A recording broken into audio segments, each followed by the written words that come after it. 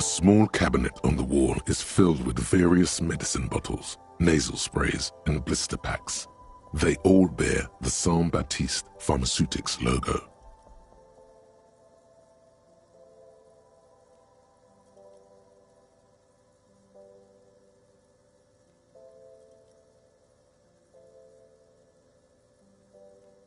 Okay, here. I hope Saint Baptiste makes you feel better or something.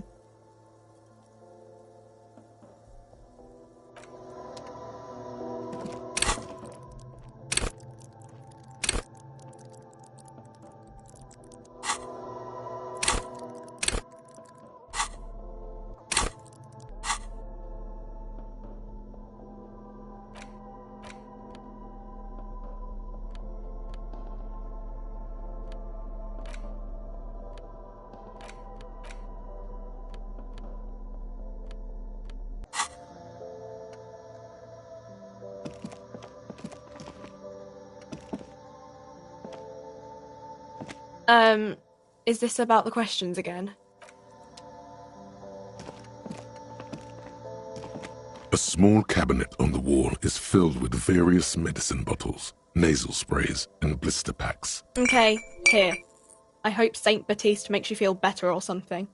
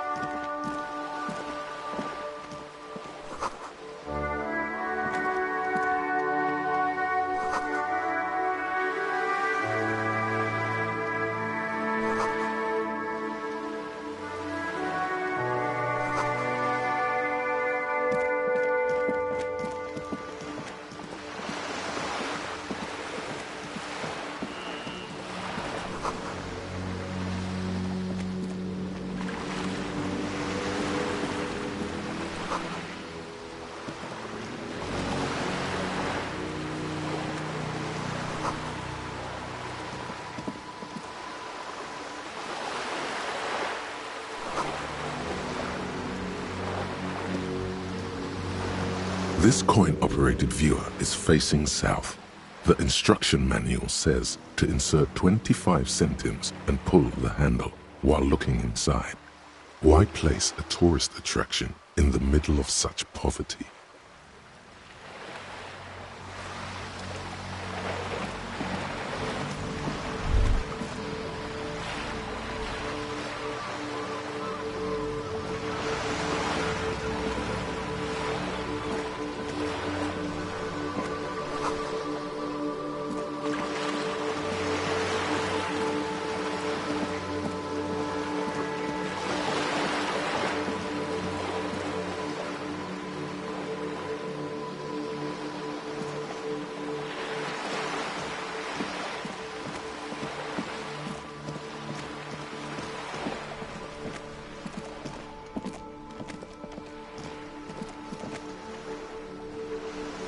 Have you no shame?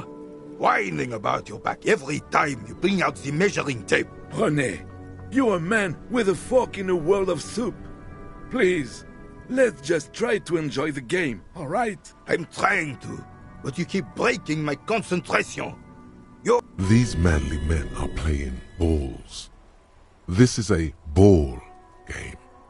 Grab a ball and play it. Don't ask questions.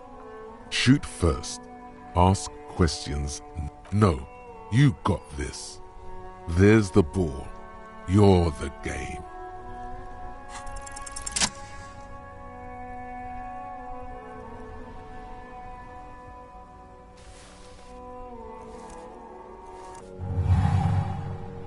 You are immediately surprised by the ball's lack of weight. No matter. God, this is right. You feel the familiar tremble of excitement and adrenaline that precedes every victory. Time has frozen. The cold metal ball is surprisingly smooth against your neck. It has a pattern on it, probably a sponsored ball. Yours would only be covered with bumps of learning and scars of victory. Already your muscles are adjusting to the weight, the nervous system calibrating, until you and the ball have merged into a single entity. A chilly breeze ruffles your hair as you stand there, feet firmly planted. All sounds, smells, even the wind, everything fades until the only thing left is the union of man and ball. An embodiment of pure motion, a fine-tuned locomotor running at maximum efficiency. Some would still say you're a cop, but I guess we're beyond that now.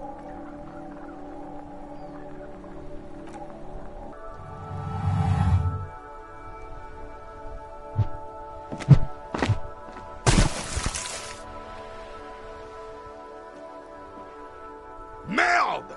Bordel de merde! A whorehouse of shit? It wasn't whorehouse of shit. The shot was at least 23 meters. What the hell is your problem?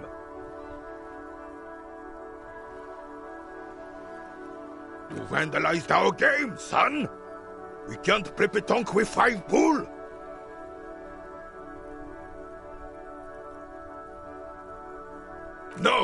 No, you don't! Our pétanque game is ruined! Take it easy, René. This is just a misunderstanding. Of course there's harm done, you orange slug! You are as a goddamn bull! Good!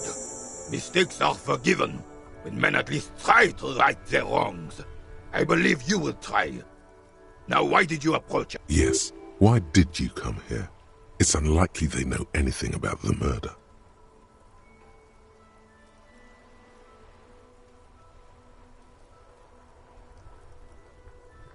Unfortunately, I don't. Unlike most of the locals, I have no qualms about assisting law enforcement. But this affair has passed me by completely. In Martinez, the union is the law. So can you really blame them? Cop is a pejorative term. I don't have a problem with policemen. On the contrary. He doesn't know about the crime. Your time is better spent discussing politics. I'm confident they are indispensable in regard to all the paperwork and other administrative duties.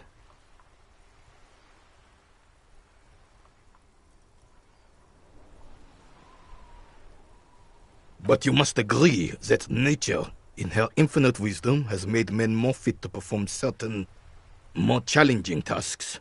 Don't you, officer?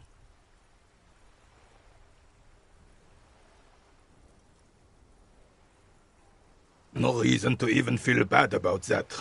It's just the way of the animal kingdom. Unfortunately, I don't.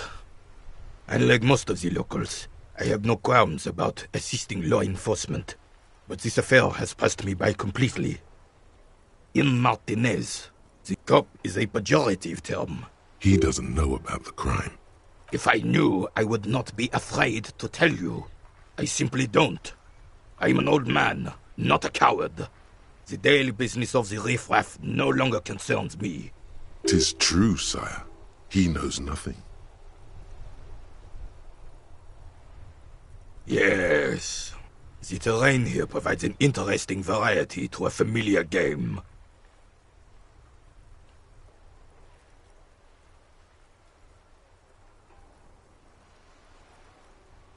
I do. Fire from heavy artillery. Why what? Because that's what happens when communards hijack your country execute your supreme leadership, and turn your capital into a slaughterhouse. You use heavy ordnance to clean up your home. Sadly, no. It was the foreigners who brought them to their knees.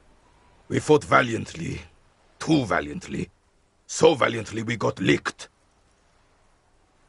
Should have fought dirty, like they did with their suicide sex cult propaganda and mad anarchist women strapped to shrapnel bombs. We didn't though, and we lacked caliber. God bless him, but the suzerain's cannons simply weren't big enough. It was probably a bit more complicated than that.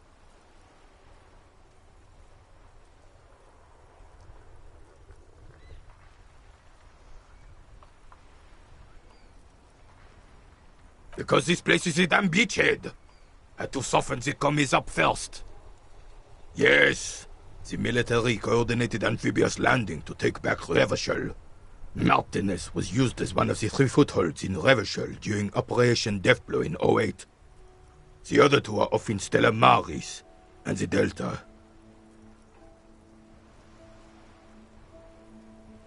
This here is Blood Ground, where Coalition boots first made landfall and cleaned those rabid dogs out. Most likely, we're playing pétanque on their mangled corpses. Blood ground. You got old René going there. Like he isn't hungry enough already.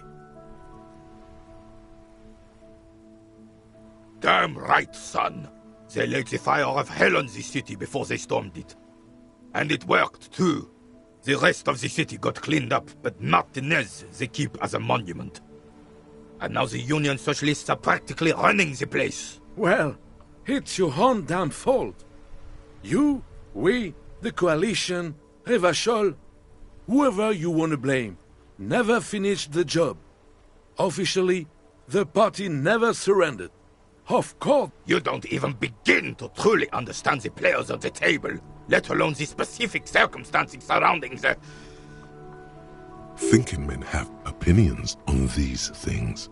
Present one.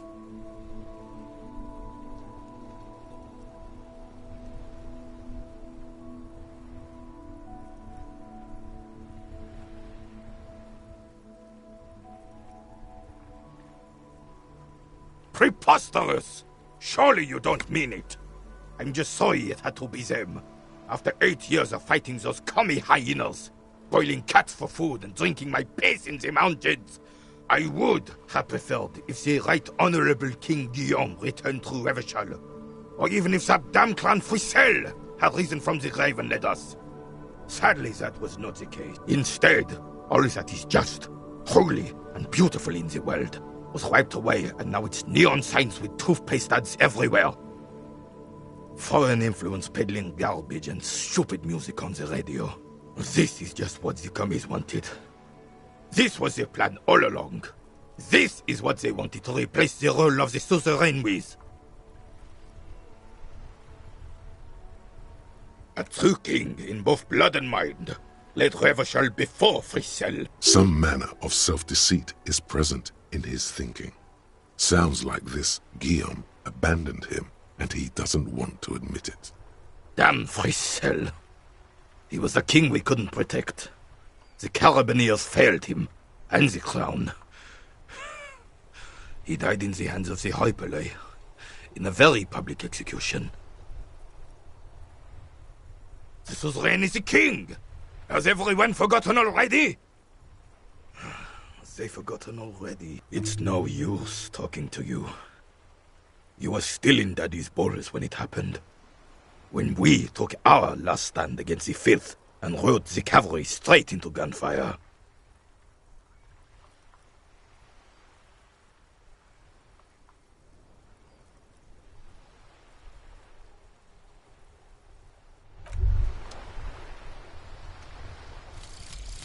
Volumetric ship compressor.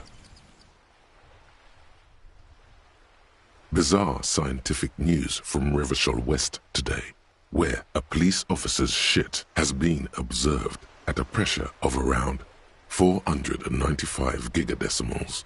These metallic hydrogen levels of shit-togetherness were thought to exist only at the center of collapsing stars, not law officials. It remains to be seen how long the shit singularity lasts.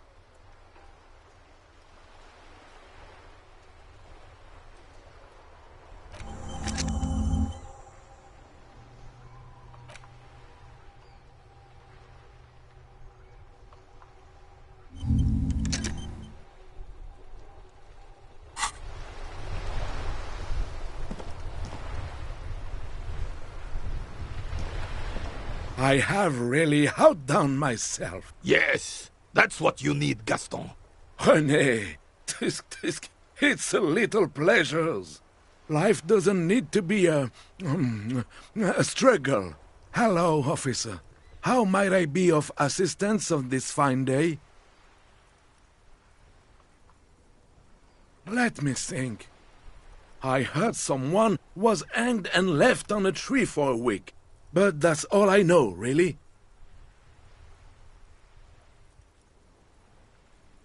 No, officers. Then help them, you wimp.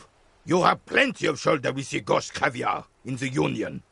He means caviar socialists. I wish I could, but I just don't know anything. I always keep my nose clean and don't gossip. Everyone knows and respects that.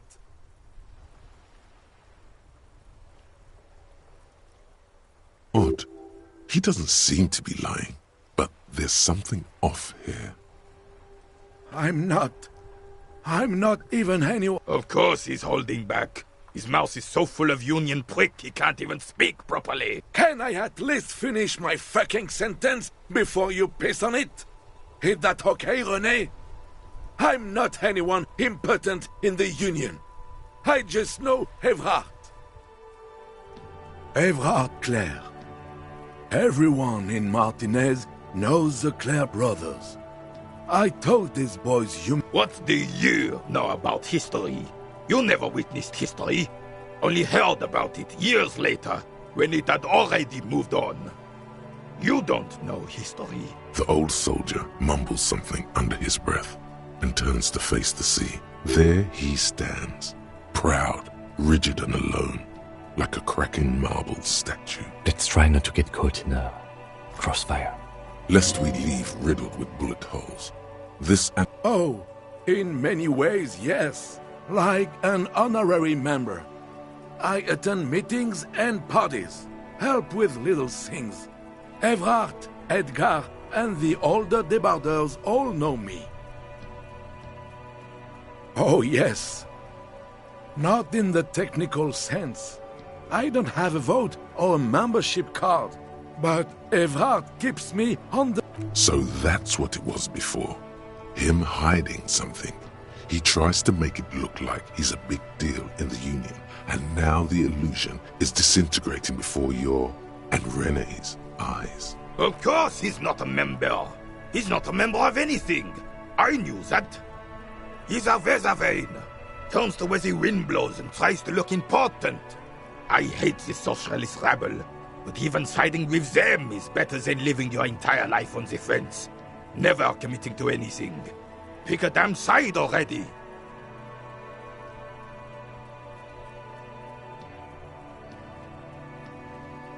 Writing work mostly.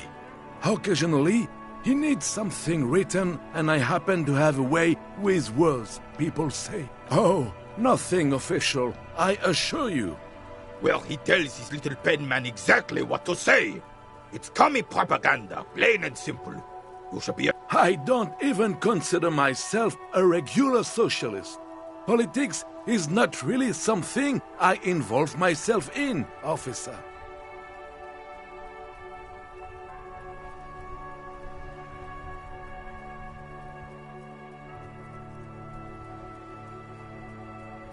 Officer, I have a vivid imagination. And like I said, I have a way with words. That's enough. No need to sink into politics. He just fluffs it up. Of course. Don't sink into anything. Don't sink into any fight. Only sink into your couch.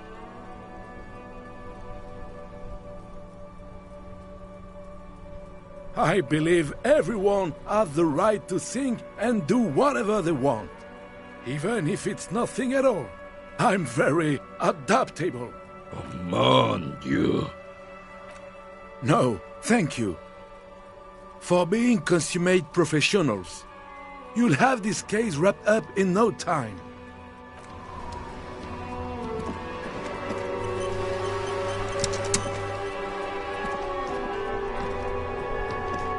It is such a... I'm sorry, officer, but I really don't share food. Nothing personal. The only one you have.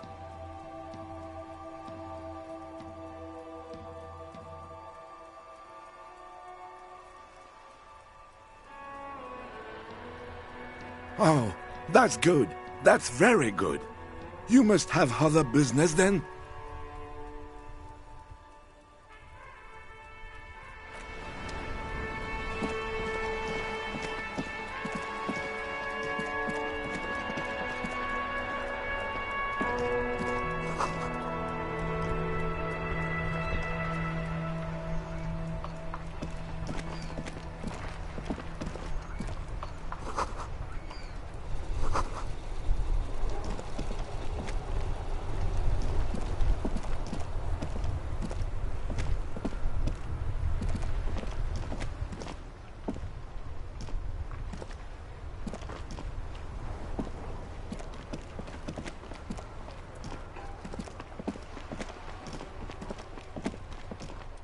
This Post Lavantorie mail collection box has been heavily vandalized with graffito. A closer inspection reveals 2 bullet holes in the front.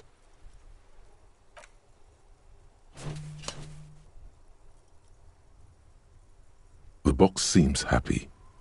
Eat shit pig, fucked by the coon, and St. G with a crown have been scribbled on it. Jenny is a whore, and best set mailbox also.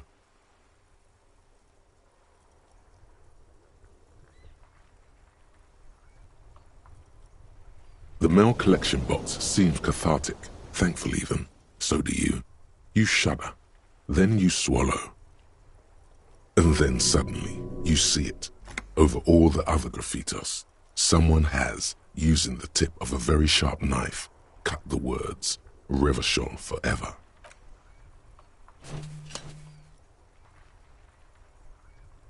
The box seems happy.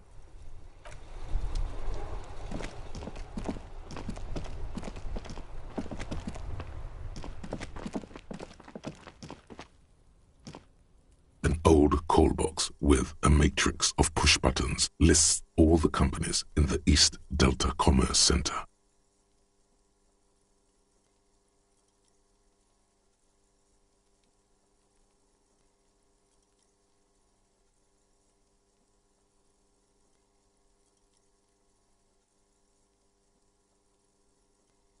Silence. No one answers your call.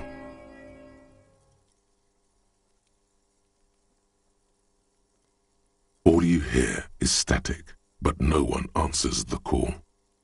You ring the doorbell, but no one answers. What an ominous name for a hair salon. Doesn't bode well for anyone's hair. You ring the doorbell. An off-key melody starts playing after you ring the doorbell. Kuno, please stop calling here. Grown-ups don't have time for your stupid games.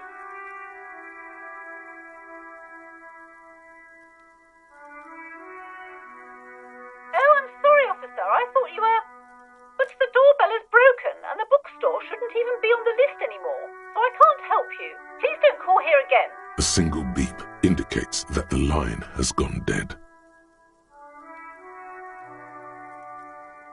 You hear static from the intercom speaker. It sounds as if someone has picked up. Yes, hello. This is Tricentennial Electric. Have you... She sounds almost antique, as if her voice was being played off an old wax cylinder. A receiver must not be working properly.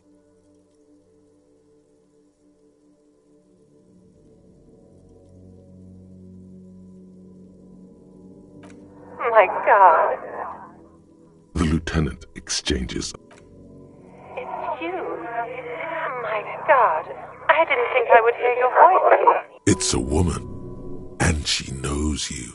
Who cares that you don't remember her? Just go along with it. No, something's wrong here. Are you sure she's talking to you?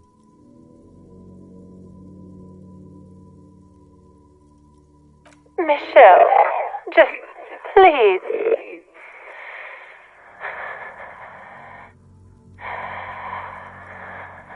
Sounds like a ghost. Wind blows through your clothes and you feel detached from your surroundings. Inside the building, a cold memory hangs. Why did you even call? I don't understand. You've been gone for months. I thought you didn't care. Ever since I came to work here, it's been different. As if my mind's been wiped clean. A spot of static overrides her words. When she speaks again, it sounds like she's submerged. It's so nice. It's so nice to be able to finally speak again.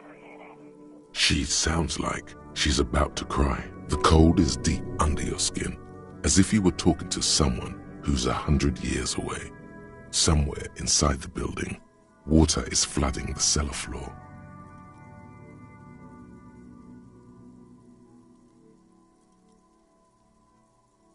She doesn't answer.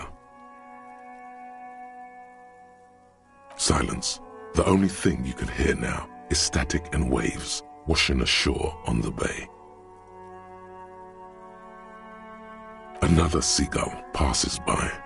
It's getting cold standing here, staring at the silent call box. It must have been some kind of faulty wiring. We should maybe stop playing with this doorbell. It looks ancient. You press the number sign on the keypad that terminates the call. 12 name cards on the call box read.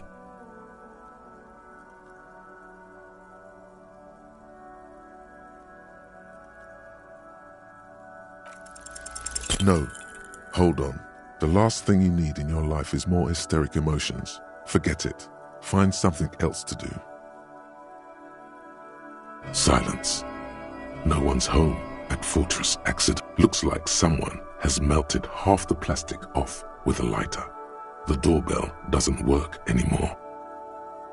You wait for a minute or two, but all you get from the call box is silence.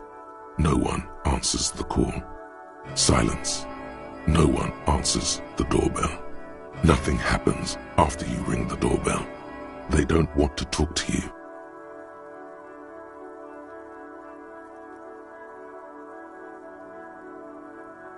This button looks new, but someone... This button looks new. It's probably not connected yet.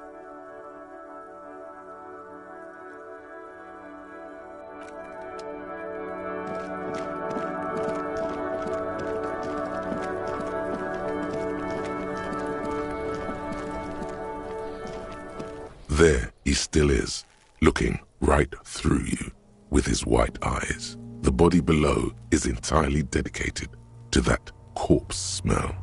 Emitting it is all ha ha ha.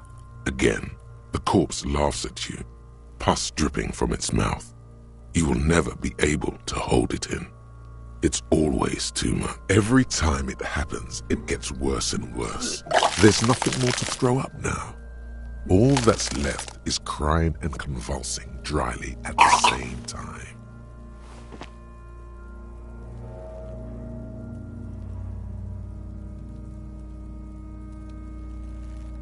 I'm at a loss as well. I could swear your shit was together, detective. Sometimes even that is not enough. Life is unfair. Officer, you just need to be stronger. Learn to keep it in long enough for us to work. You can open this white check again by going to your character sheet and spending a skill point to upgrade your endurance. Gain new skill points by exploring and completing side tasks. Relax. It's okay if you don't make it today. The bloated corpse isn't going anywhere.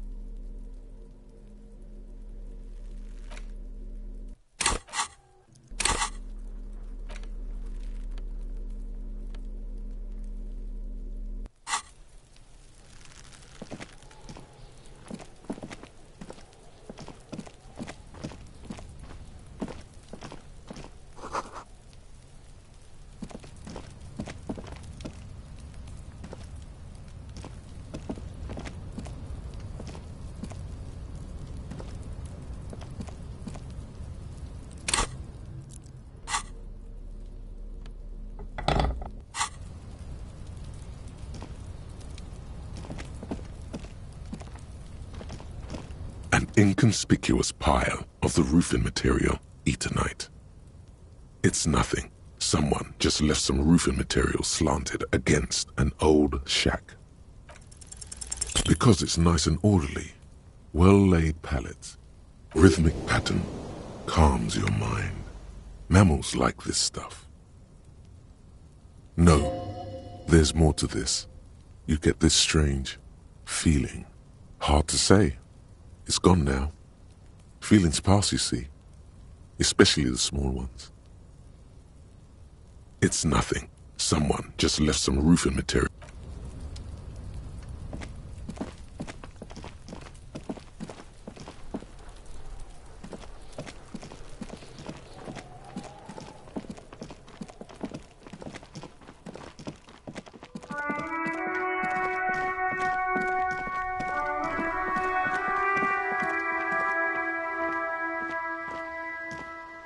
Hello, sir. Step right in. The store is open. Are you interested in a new and exciting book? Okay, sir. I'll try to answer. My name is Annette, sir. Feel free to step in and browse our wares. I'm signalling that the store is open. Otherwise, people might not know. They'd miss out on the crime, romance, and biographies of famous people. Thank you, sir. I'm happy to help Mum out with the store.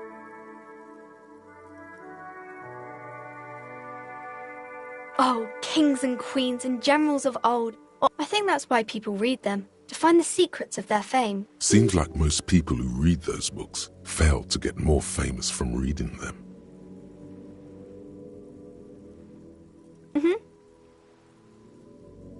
Crime fiction is about murders or burglaries or things like that, and the work of a policeman or a private detective who's trying to solve a crime and catch the criminals.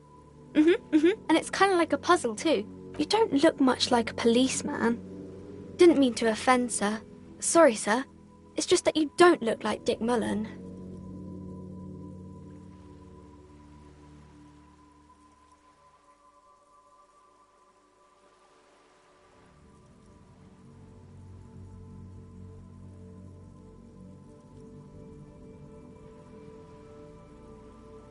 Head, yes. Not head, child. Heads. Isn't that very dangerous? Unlike you, sir.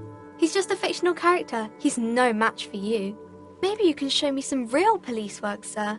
Like in the books.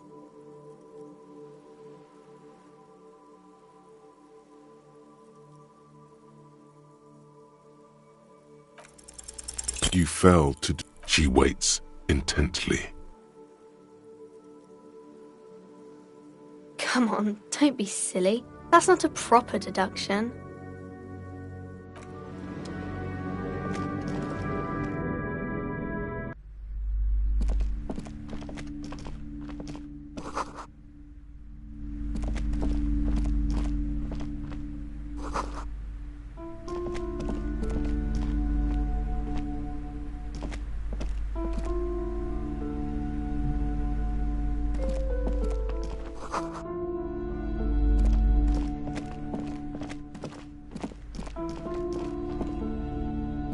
These shelves are overburdened with books from the same series. You see the name Dick Mullen over and over. Oh, crime, robberies, murders, even sexual crimes. We're fortunate to have Dick Mullen and his stories to sort all that out. You're a police officer, apparently. You should buy all of these. They really do teach a person how to be a proper detective. Crime fiction is a disgrace. An asinine misrepresentation of the physical attributes of the arduous everyday work. These books greatly overstate the excitement of police work, glossing over how long it takes to actually follow up on leads, and what's more, they completely ignore the psychological hardships, not a single mention of all the stress this work creates upon the officer's family. Detective fiction just doesn't tell the truth at all. Now, would you like a list? You see Dick Mullen on the job. Get Me Mullen. The Stalwart Adventures of Richard P. Mullen. Dick Mullen and the Murder in the Orchard. The sordid affair. A killing is declared. Dick Mullen in the murder house. The final case of Dick Mullen. An obvious lie. Dick Mullen in the clock tower. The ordeals of Dick Mullen. Dauntless Dick. Dick Mullen's funeral pyre. The murder of Dick Mullen. Oh no, turns out he faked it to solve a case. Yes, there's also the dame who did it. Farewell, my Mullen. Faking death seems to be a common trope in the Mullen series. The morbid tales of Dick Mullen. A dark tide turns.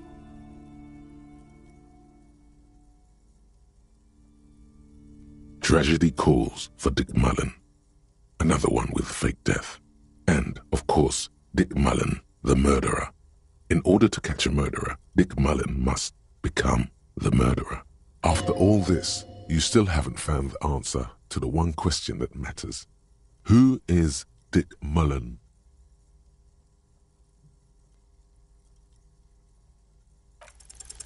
Your attempt to grasp at the answer fails. It seems very close by, pulsating just out.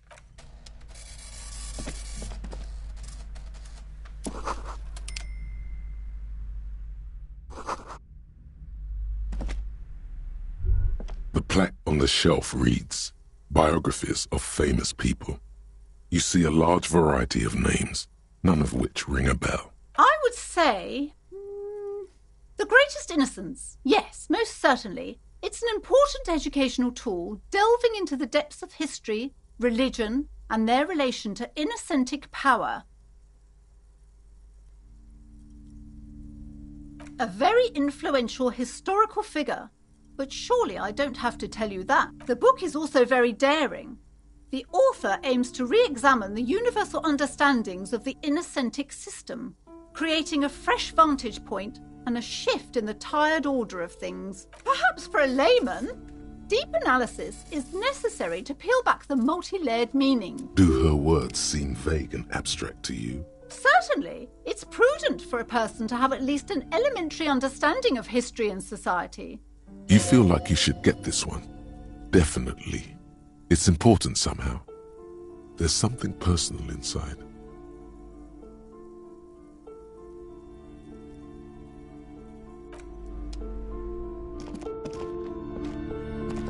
This bookstore is not strictly about crime, romance, and biographies of famous people. This... Sir, please, no browsing in that shelf. That wisdom is not for free. I can't have you end up, like, opening a police store next door and stealing my customers. Amidst the various books, you find one written by someone named Matthias W. Dundas. It's about wholeness, unity, balance. These three things are very important to the working class mind. The point of the book, and many others on this shelf, is to give people medicinal advice in situations where they don't have access to paid health services. It serves platitudes, while also telling everyone that traditional medicine, the kind people don't have access to and which costs more than this book, is garbage and would only give you cancer anyway, without even curing your cold or anything. Wholeness, unity, balance, on the other hand, can basically take care of anything. When it's up to your mind to heal yourself, then it's because of your mind that you're ill in the first place. The book features chapters on topics such as how to find magnesium. It even lists plants you can harvest magnesium from. How to continue drinking if you're an alcoholic who has destroyed his liver. And there's even a chapter on the ancient Seraïs tradition of using duck gallbladder preservatives to treat and prevent sexually transmitted diseases. Pre and post factum apply. Nothing worth buying. This is just mundane garbage. What's even paranatural about this? Amidst the various books, you find one written by someone named... These three things are the point of the book. Various paranatural books still litter the shelf. You sense something ominous emanating from the shelf, but it lacks form and substance, and soon enough, you lose track of it.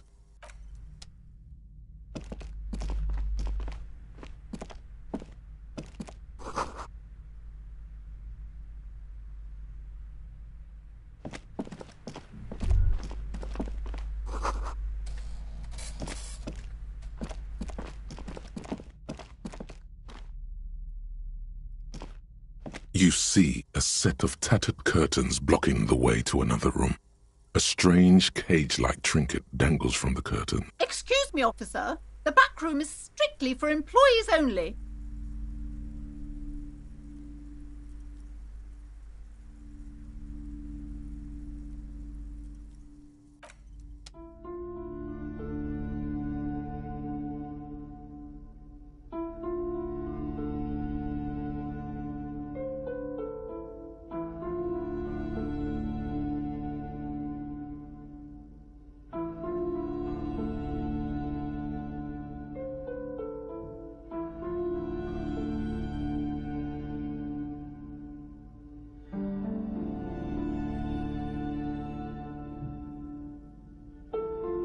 You see a tattered set of curtains.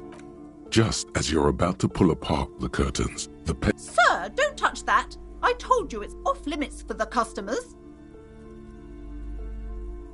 Parapsychologically speaking, we're done if you decide to open them. I won't be held responsible for the consequences. She looks away, mumbling. Why is everyone always messing with the curtains? Why can't they just buy books like normal people?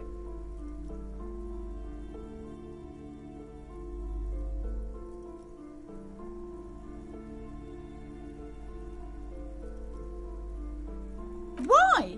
It's not like anyone was killed there. I'm sorry, I don't mean to be so impolite. Just please don't go there. No!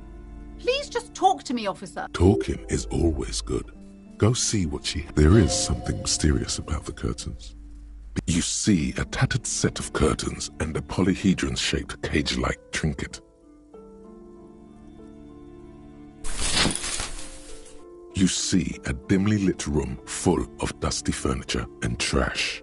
A doorway stands in the back, covered in dozens of scary little cage-like trinkets, your shadow looming over it like an omen. I warned you. You're unleashing forces beyond your understanding.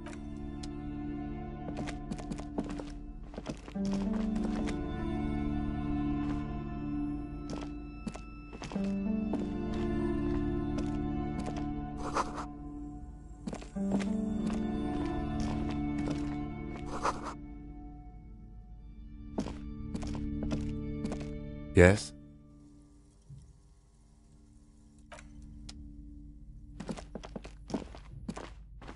A heavy door with a missing handle stands before you, covered in dozens, if not hundreds, of little oddly shaped trinkets and charms. It's only an echo. Only an echo. No one is there.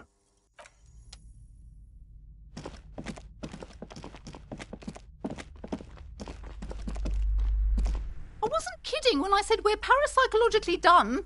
You clearly don't care about the consequences. What gives you the right? Don't expect my help from now on. The back door is locked and I threw away the key. I won't trifle with such forces. Do look at the books, though. The books compel you. You may be able to make up for this by buying a lot of books. I hope you're a voracious reader. Annette, yes, my daughter. I hope she wasn't slacking off again with her nose in science fiction.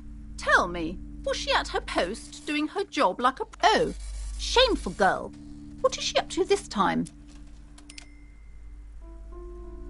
Wonderful. Did you talk to her? Why not? Was she not friendly enough? Were you not compelled to talk to her? Oh yes, okay, that makes sense. It's working then. Yes. Do browse our books, sir. As a young girl should be, with the proper attitude, she'll have a bright financial future. As a young girl should be. The woman before you scans the store, her shoulders rigid and tense. Every now and then, she nudges her glasses.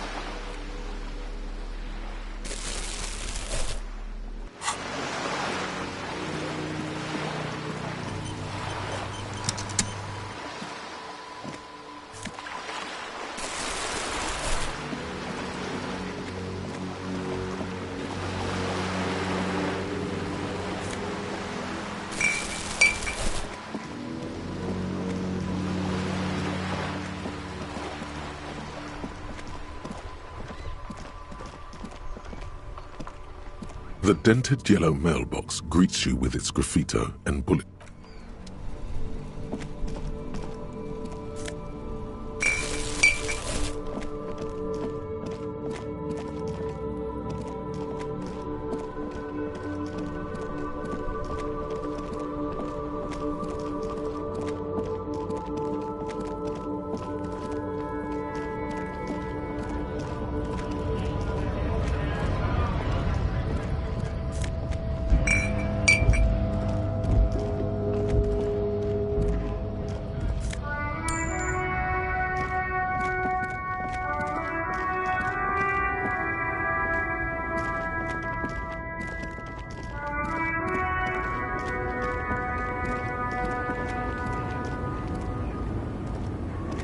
The woman still has her eyes fixed on the photograph in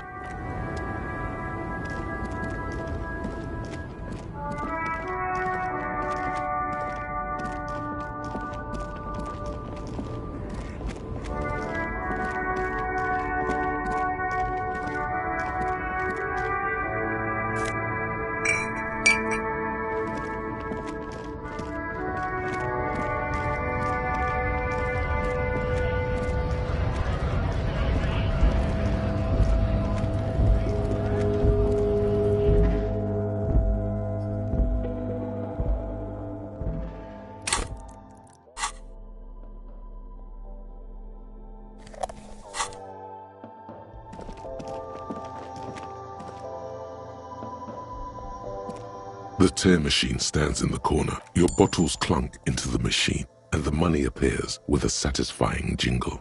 Do you know what you should do with that money, kiddo? You should buy more alcohol.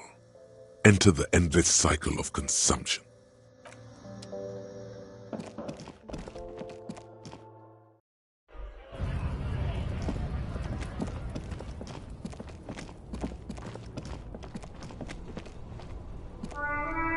Yes? What do you want to know? Maybe you can tell me what you do know. to help me narrow it down. Do you want me to brief you? 3 days ago, the RCM Emergencies Desk received a report about a security guard who was found hanged in Martinez. An anonymous call. During that time, the victim had been stripped of his belongings.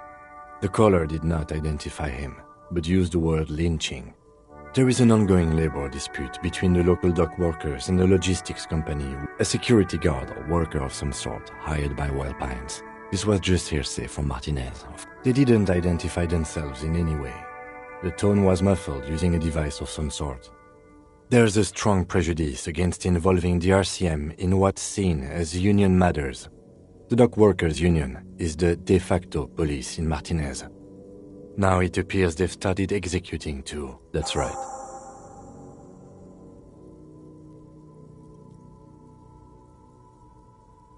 You mean like a brief?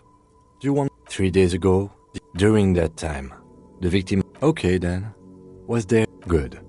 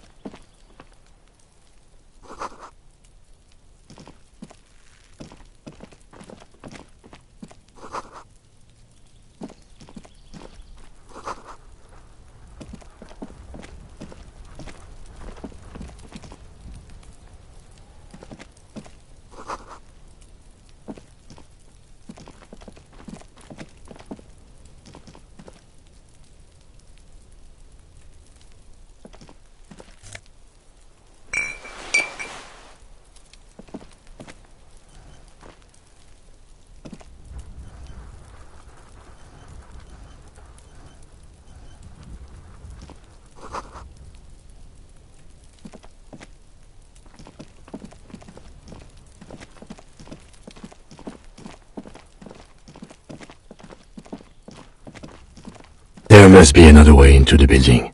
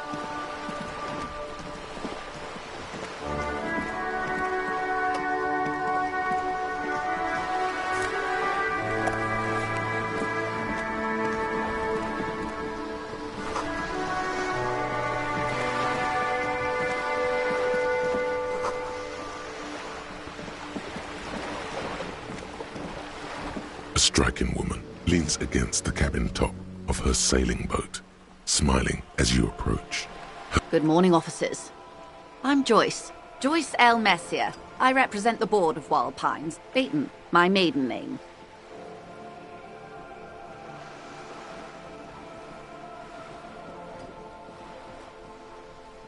Nothing, honestly. I've said it to every drunk in town, and you're the first one who's responded. Relax. She meant it in jest. I'm glad to see you here. I was dispatched to handle a strike, not a lynching. Anything I can... That is good to hear, madame. My colleague will take the lead on this interview. I should let you know that he is recovering from a Unusual medical episode. Very unusual. How interesting. I wish you a swift recovery. In the meanwhile, you have my full cooperation, and what we do. I'm afraid I don't speak for Wild Pines as a whole. It's a giant undertaking. There was a touch of discomfort there. She wants to merely represent. The Pines' core competency is logistics. Container shipping, freight, that sort of thing. See those airships there, blinking? Those are the shipping side of things, and that is the terminal. Another subdivision deals with energy, oil and gas The Wild Pines Group is one of the original Revacholian Indo-tribes. Companies awarded royal monopolies by the king, the suzerain himself, centuries ago. The king is long gone, but several of the Indo-tribes remain. Why, thank you. I'm not at liberty to discuss the company balance sheet, but I can tell you that last year, the company booked more than 20 billion real in revenue. A billion?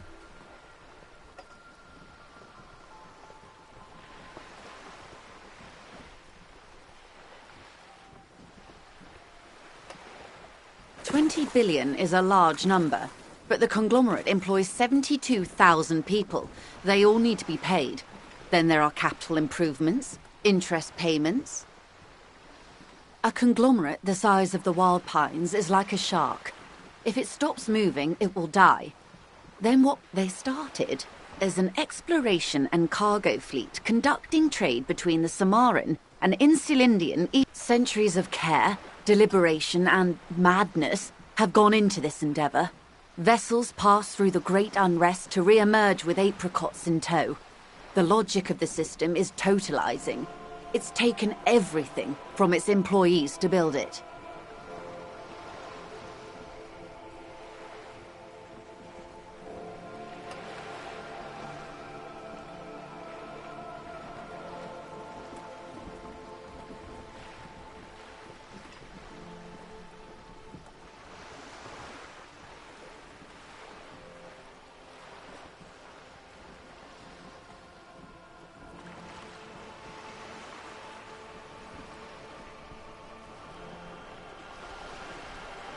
You mean aside from being the terminal's legal owners, who are responsible for moving 8% of the world's cargo?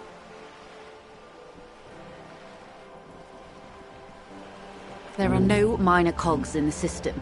Each terminal must be accounted for, lest the entire system break. Every hiccup in such a system means thousands lose their jobs, the world over.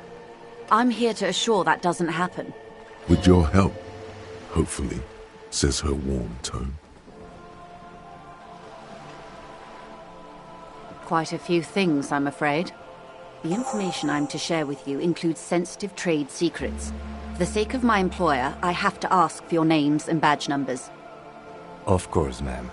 We should have introduced ourselves. I am Lieutenant Kitsuragi, and this is my colleague from Precinct 41. I'm afraid he doesn't have his badge at the moment. How curious. Why is that, Detective? I see. So, are you saying you lost your badge during the course of this episode? I can't hear you, darling. Speak up, please.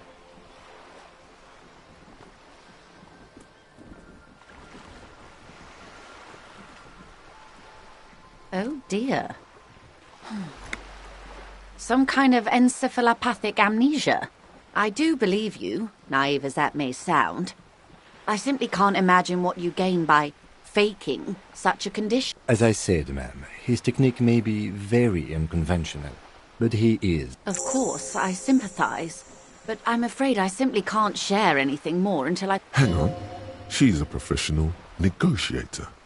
She should be open to some sort of mutually beneficial arrangement.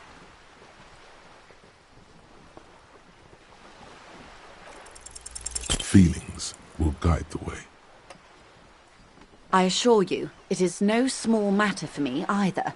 We all share the responsibility for disarming this situation. I hope you have a badge for me as soon as possible.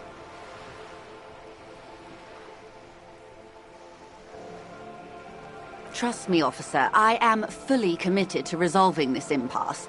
This isn't some side gig for me. She's silent. The wind flaps the sail. Officer.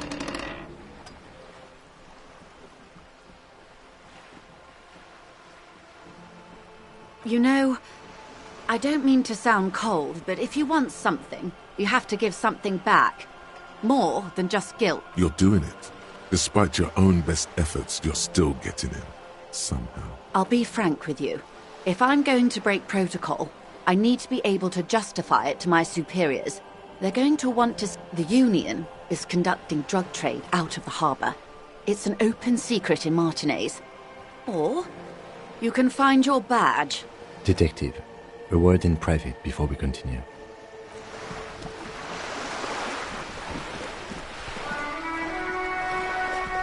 This is not going quite as I hoped it would, Detective. Honestly, I was expecting you to use your unorthodox technique to keep her off balance, and not volunteer us to be her henchman. This woman is running circles around us. She might have known about your misplaced badge all along, or she's simply an adept improviser. Either way, we've played straight into her hands. Oh, that would be fantastic, but do we have the time? The world is large. You could request a new one from the station, but that would literally take months. No.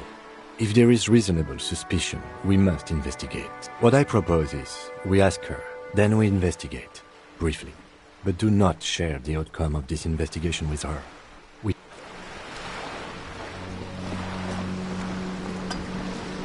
You're back. Good. What can I help you with? Everything.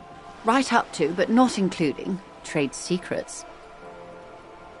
First, you'd have to repeal the Emergencies Act of Trade in Aliments. That gives me the right to silence. It's quite the octopus.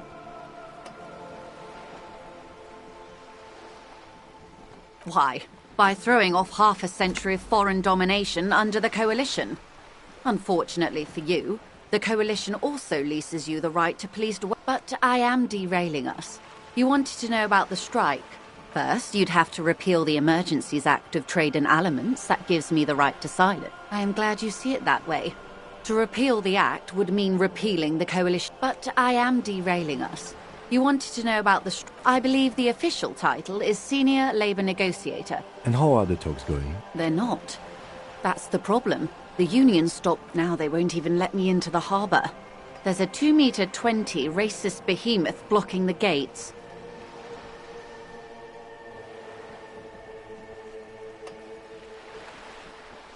What can I say? The union employs a giant covered in tattoos.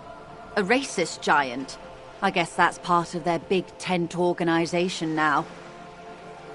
What can I say? The union let's say I was not making the kind of progress I'd hoped for when And when did you first... I arrived 3 weeks ago. Yes, in the... But the strike began in December. I wasn't the original negotiator here. I took over after Mr. Gaumont hit a wall with Mr. Clare, the union boss. Mr. Clare refused to speak with Gaumont despite concessions he'd granted the union in prior negotiations.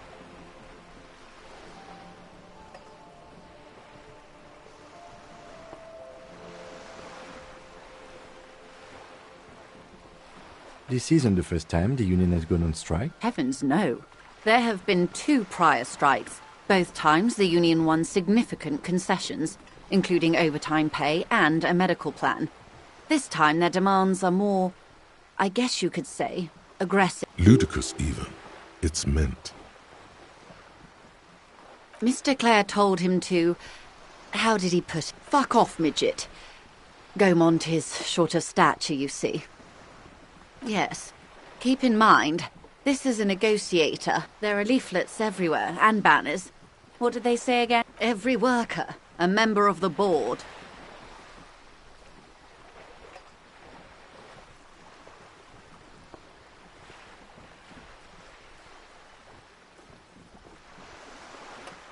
Fortunately, they explained it. Every time the Wild Pines group makes a decision about anything, It needs the signature of each of the 2,200 workers in its Martinez terminal. Just so you understand, this is but one of 22 terminals owned by Wild Pines. Essentially, not only are they kings of the company, they are also kings of the 72,000 employees of Wild Pines Group.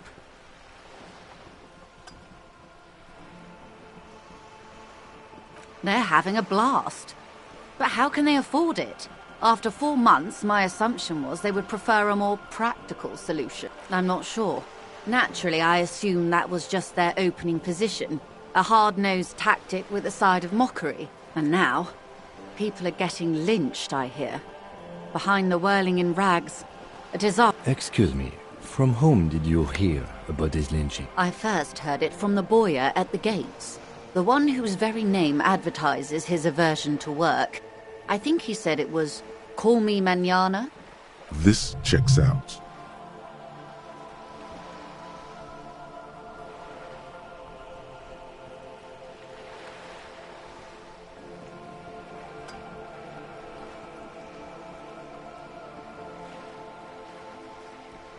Everard Clare is a man of the utmost integrity. If you can say one thing about him, it's that he always puts the interests of the workers first. Of course not.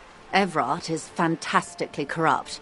I imagine he has a thick, viscous goo where you and I have blood. He is the most corrupt individual I have ever seen, and I deal with men like him for a living. If there is anyone more venal, more irredeemably nepotistic, then it's his twin brother, Edgar. Yes, Edgar looks exactly like his brother, except for that lazy eye. He also talks exactly. It's how they circumvent the term limits, you see, with a funny little switcheroo.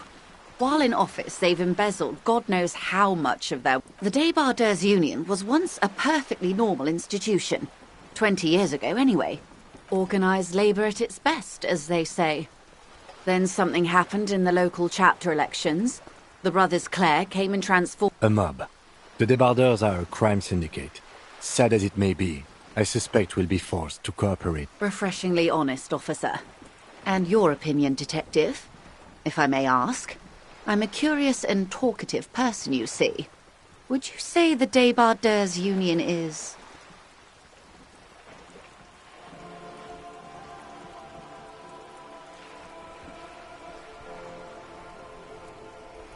Of course, officer.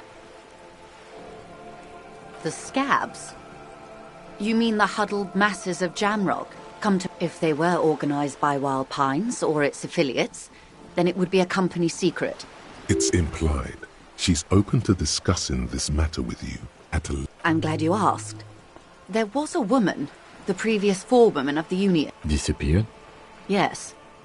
On the last day of the local chapter elections, her daughter phoned in and said she wasn't running anymore, or coming to work. Ever. End of story.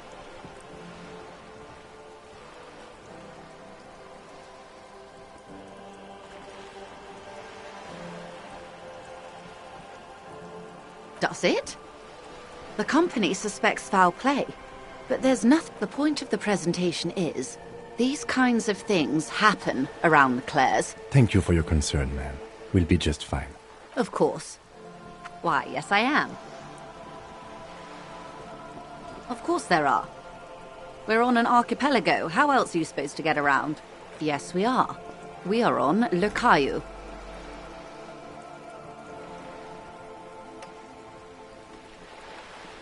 She nods attentively. The boat? No. It is called Coeur de Leyte 19 because that's the type of sloop it is. My sloop? I like it a lot. It's the eel's hips, baby. I'm enjoying this part of the interview. It has so little to do with the murder. I really do, the lieutenant thinks. Is she thrown off yet? He's looking at the woman, assessing her. Good. Of course, detective.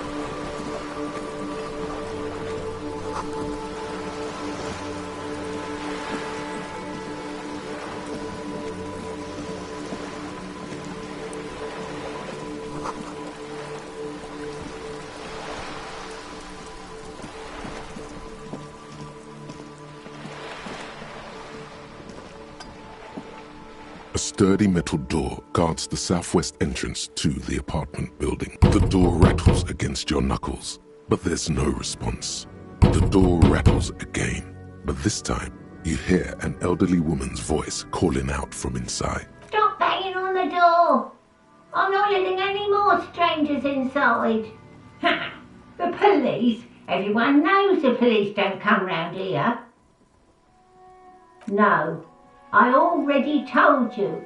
Go check the backyard door. Maybe someone there will. Backyard door? There must be another entrance to the east. Madame, I assure you, we are real. There is no reply. Just faint, sweeping sounds. Yeah, you better keep walking. Yes?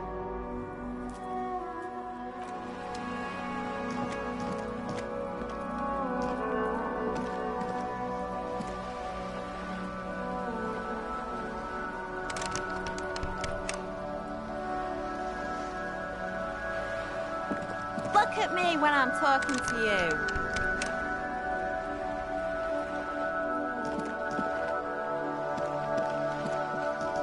The streets will flow red once more, a great torrent rushing down Rue de Esperance. The streets will not flow red with anything. I'm Cindy the fucking Skull. What else do you want to know? Date of birth, blood type, the last time I was tested for Hep C.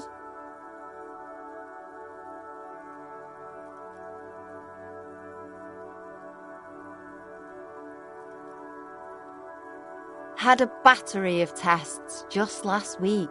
I'm practically a patchwork of interesting critters. Kinda like a man-o'-war.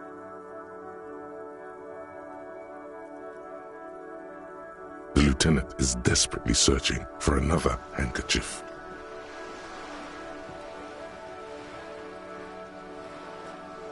Hatred, disgust. It's difficult to tell which of the two is more present. The woman on the boat does not notice. That Ozon whore.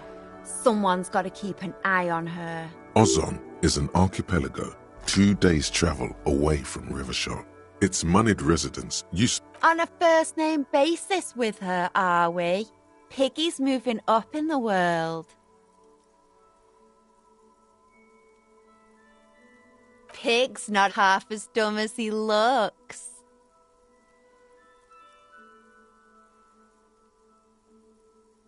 Can't you tell? I'm painting a beautiful mural, an aereo graffitio visible from low up. I haven't really started it yet. I'm waiting for the right words.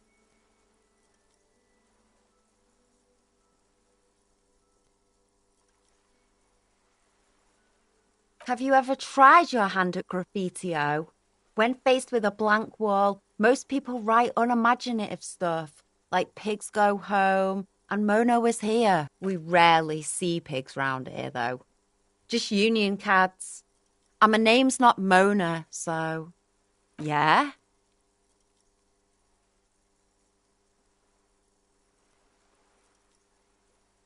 Thanks. I'm sure the inspiration will come to me. She means the opposite.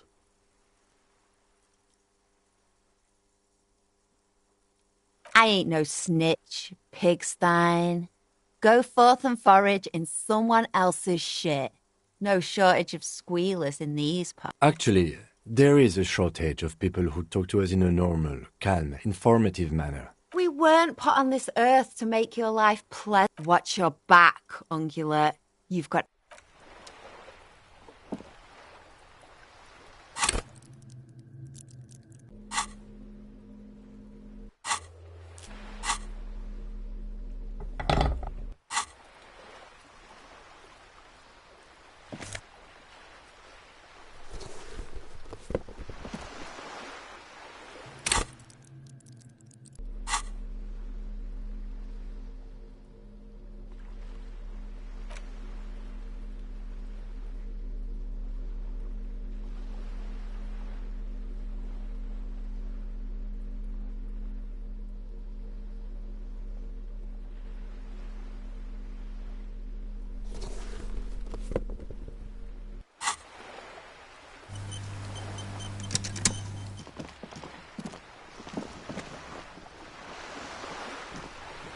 sturdy metal door guards the southwest entrance to.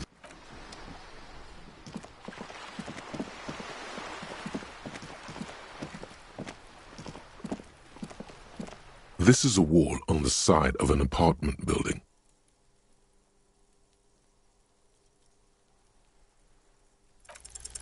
You have no clue. It's just a wall. So many walls all over Martinaise, weather-worn, cracked, their paint peeling.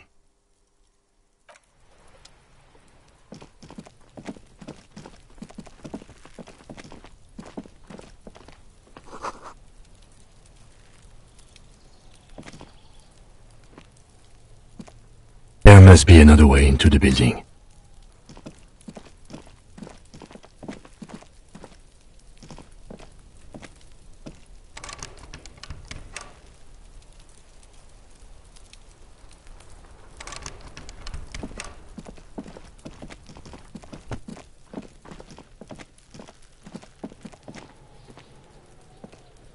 Trying to sneak up on me. Come to... Logic error. She is not sleeping right now. Pig's come to take me out. Trying to snuff me out.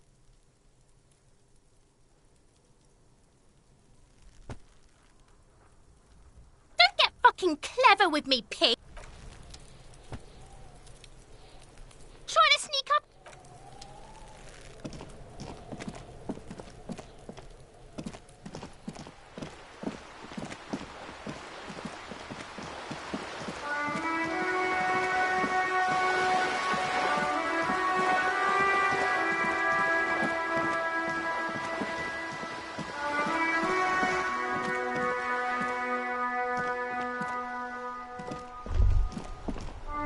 All around you, rain falls on the great city of Revachol.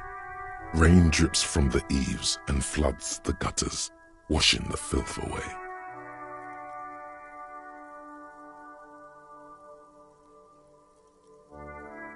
The spring thaw must be here. The snow is melting. Looking up at the sky, cold water dripping from your hair. Grey sky like great battleships, clouds colliding with one another. Rain falls down on the world. Humid, your coat shields you from the rain while the city shivers around you. This rain will not let up anytime soon. At least we are dressed for it. Let's keep moving.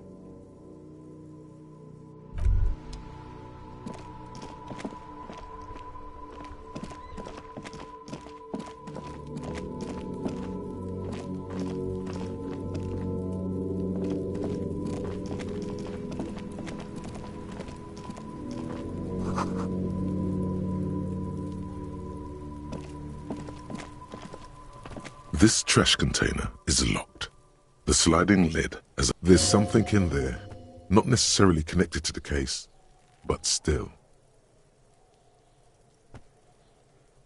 Well, it is a container. Maybe you're prioritizing it. Trash, food waste from the cafeteria. They lock these containers to keep the derelicts from flocking in. Could be evidence too. We could try using a pry bar, the one you took from my motor carriage, or we could ask for a key from the manager of the Whirling in... He might also have information. This is better than the pry bar idea. Well, it is a container. Maybe you're prioritizing it.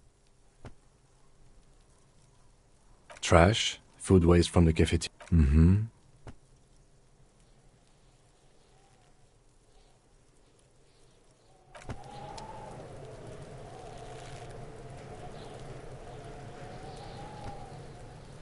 This trash container is locked. The sliding force time isn't happening. You've jammed the pry bar under the lid, but it just isn't bending. There's a creaking sound as the pry bar slips under the lid. You hang from it like a moron, huffing and puffing, clearly.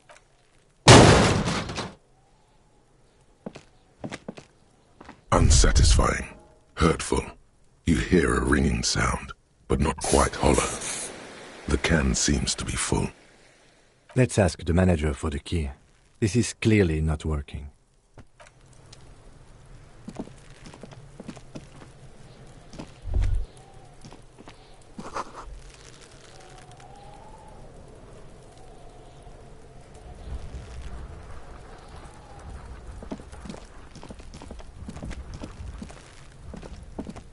There are several footprints in the mud, left by work boots, anywhere from 6 to 12 pair. Heavy workers' boots with reinforced toes and hobnails. Isn't this something an industrial worker would wear?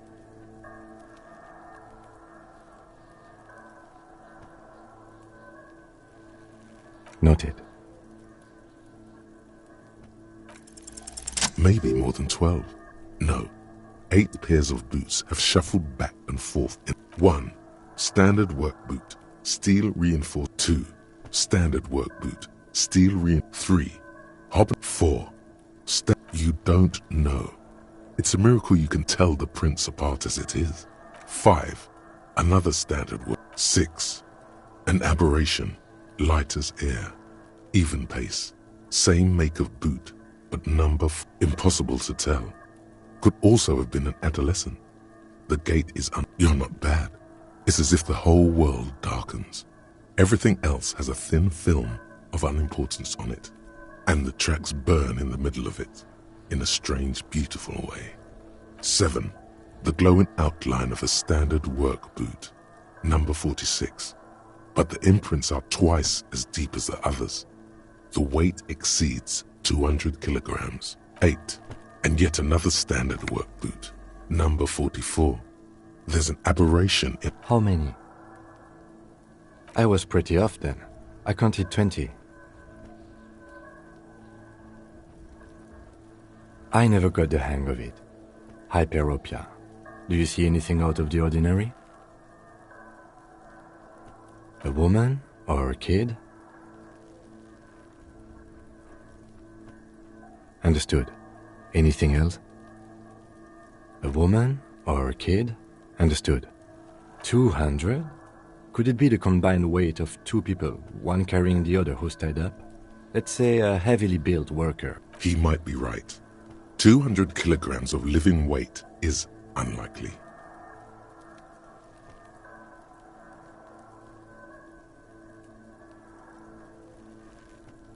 Possibly, yes. But why? Yes, they could have used a makeshift stretcher or just march him up to the gallows. Maybe there was a physically impressive strongman in their midst. Someone who wanted to impress their peers.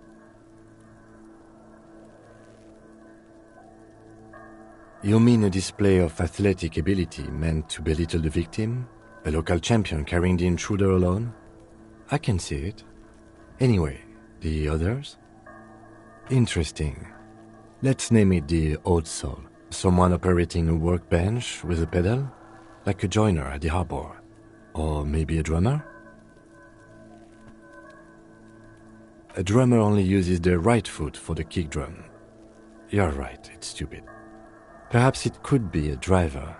A driver would wear out the right shoe before the left.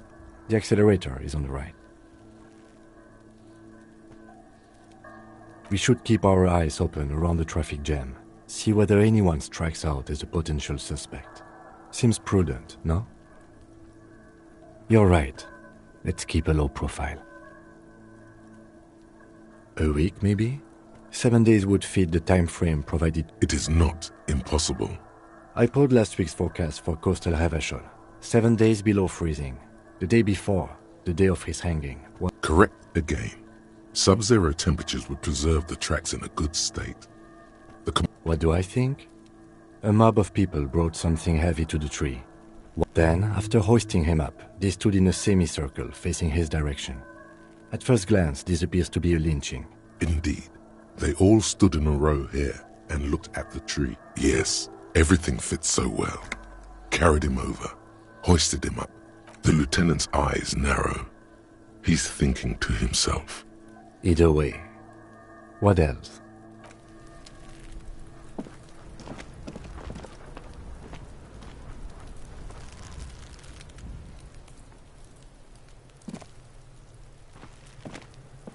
Kuno's got this.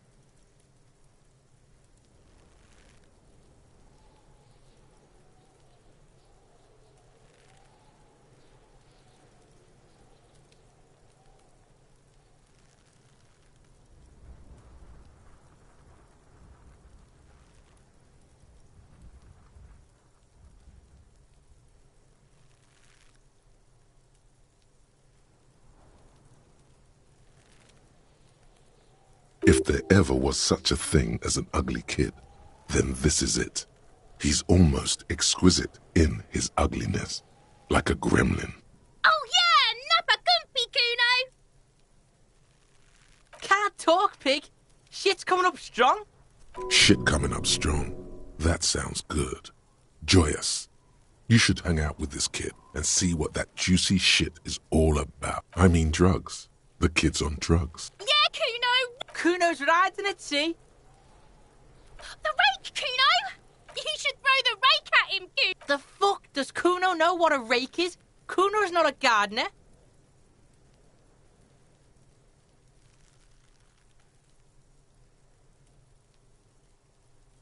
We shouldn't do anything. You will see. The language these kids are using, pure unfettered id. There will be no reasoning with those creatures.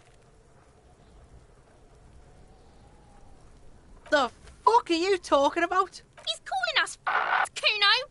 He says...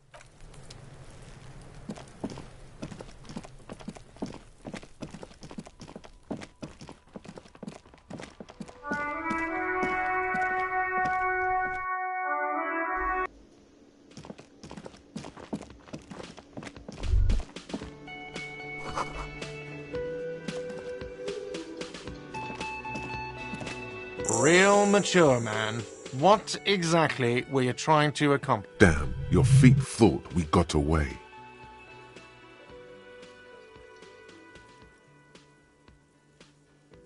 You know what? The stupid drinks you've had are on the house. You know why? Because I know you can't pay for them.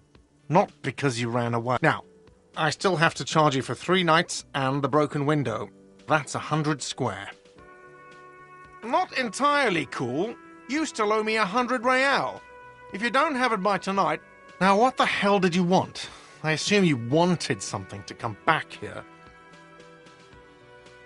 Mine? No, it belongs to the... Thank you for clearing that up. Why do you keep the... Why? To keep the hobos and drunks out. I thought as much. And are you the only party with access? Well, yes. Us and the guy... It seems a little callous, doesn't it? Something stirs in you. Prod at him and find out.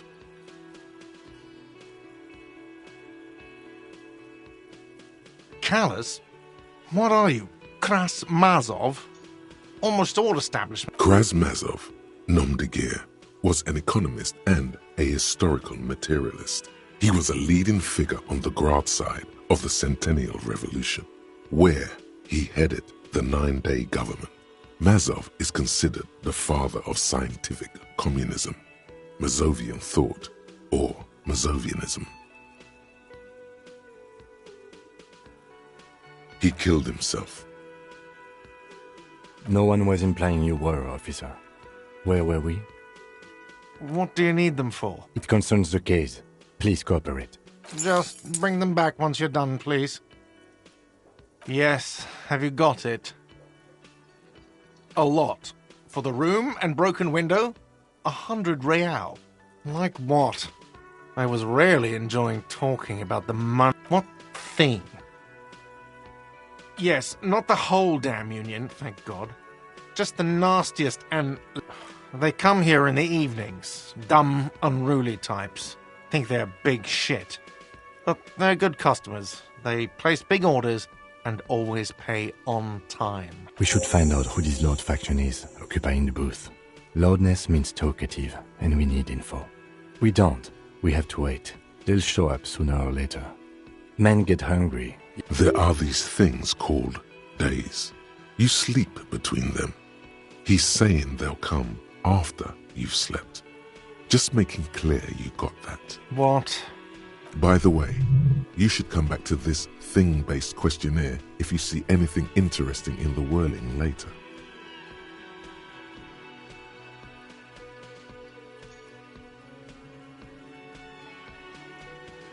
Another thing. Great. I love those. Yes?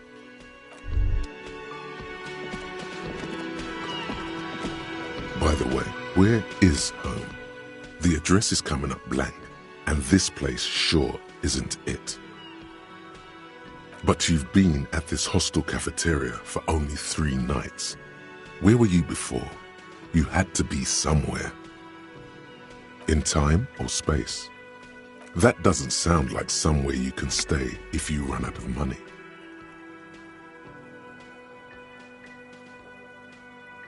You can try. Run some addresses in your head when you get the time.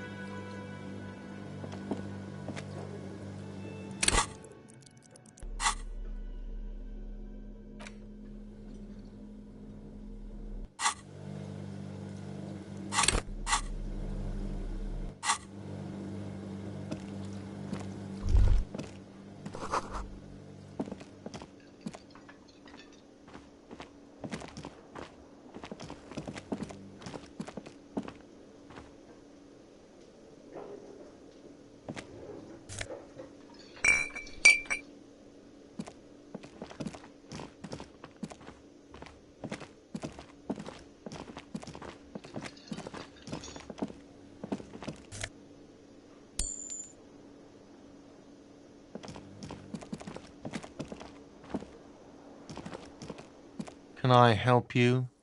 Yes. Have you got it? A lot. For the room and broken windows. Yes.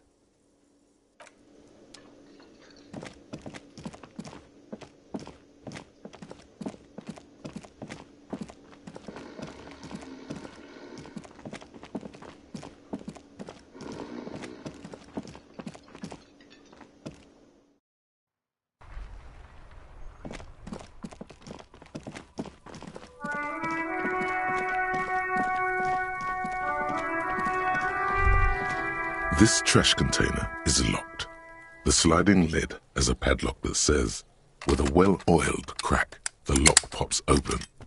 It shouldn't. Don't. Maybe you shouldn't. There is, but you won't like it. The smell of rotten food rises to greet you. You see soggy cartons, dirty rags, and organic waste.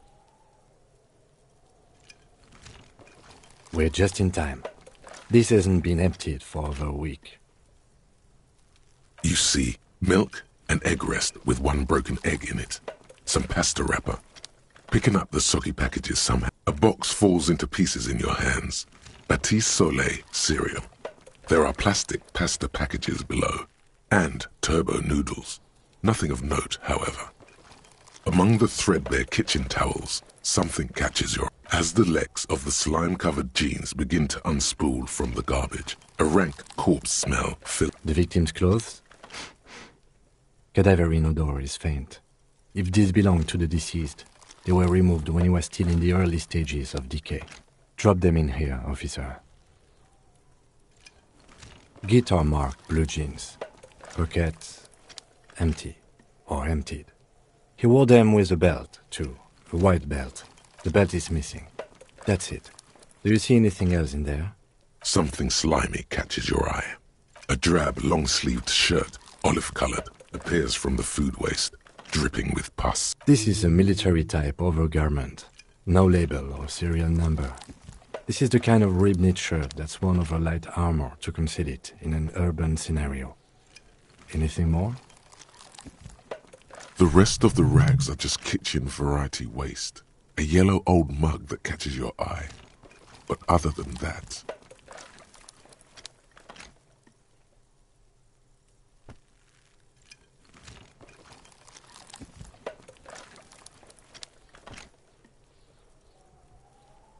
All right. We should go to Gart again and ask if he knows who put the clothes in the trash. It could be as simple as someone from the hostel cleaning the yard. Or that one. I'd advise against confronting that force.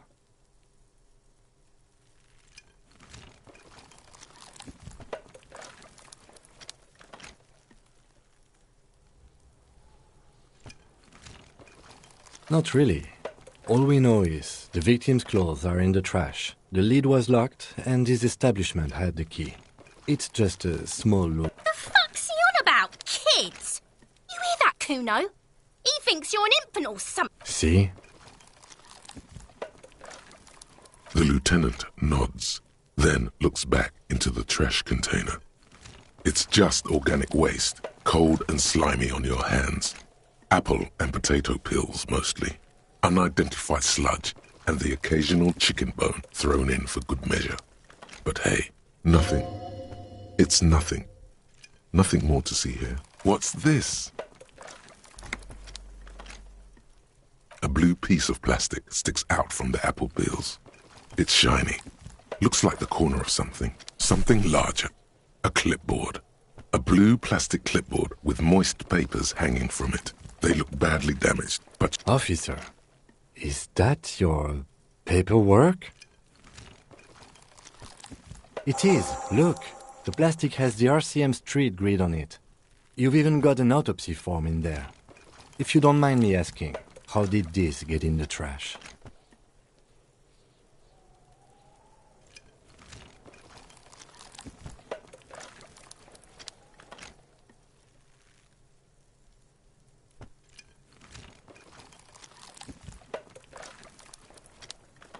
Well, lucky we found it. You should take stock of what remains, just to be sure some has not made it into the hands of the RCM's adversaries. Organized crime and the like. There might have been police secrets in your notes.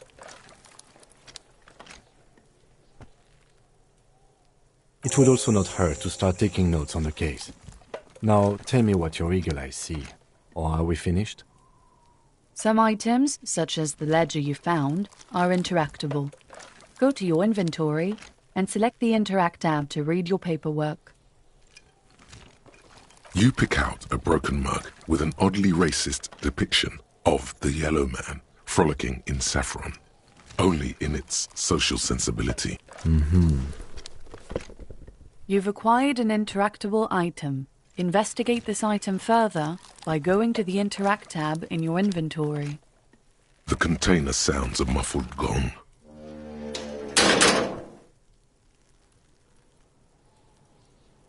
That's one thing off the list. I think we got it all. The smell of rotten food rises to greet you. You see soggy cartons, dirty rags, and organic waste.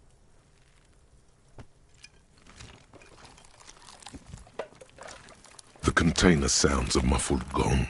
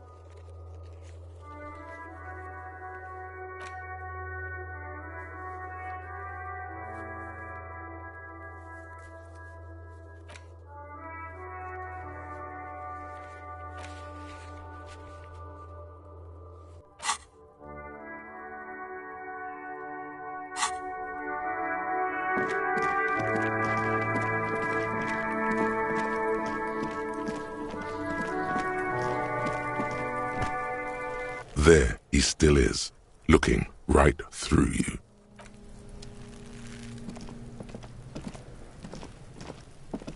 What do you see?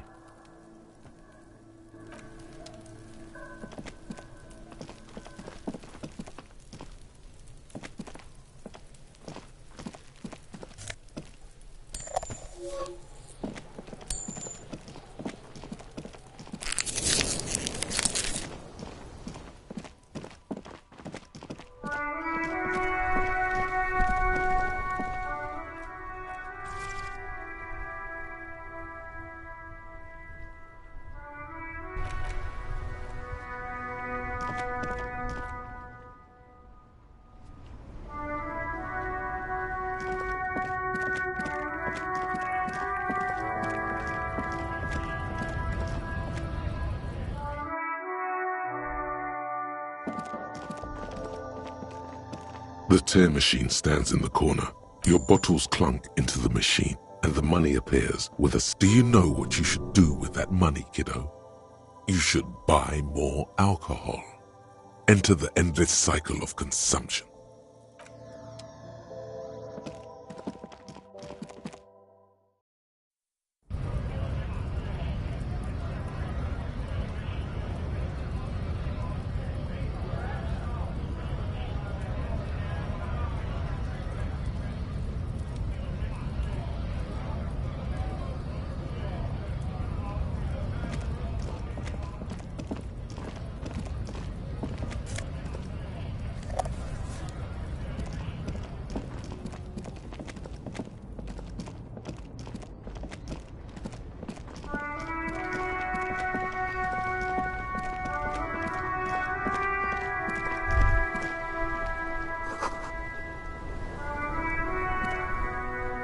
The worn and beaten wooden planks of the bench do not look overly comforting.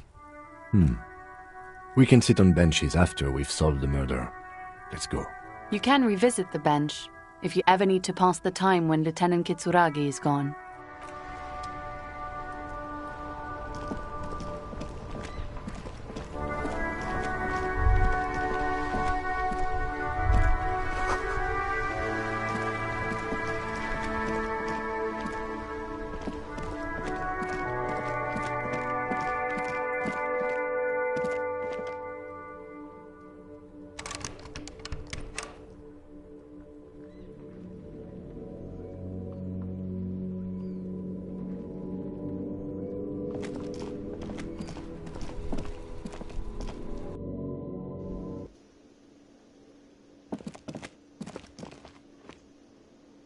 Hello, sweetie. Wait, who's Sweetie? You're a handsome man, officer, with your mustache and your chiseled jaw. But dear, you're not for me. In another time and place, she might have flirted back. You must forgive me. I'm getting so scatterbrained. I'm Lena. My husband Morel and I are staying with our friend Gary just down the street, but I come here for tea when they're away. This Lena is wacky enough for the motley crew. Hire her on the spot.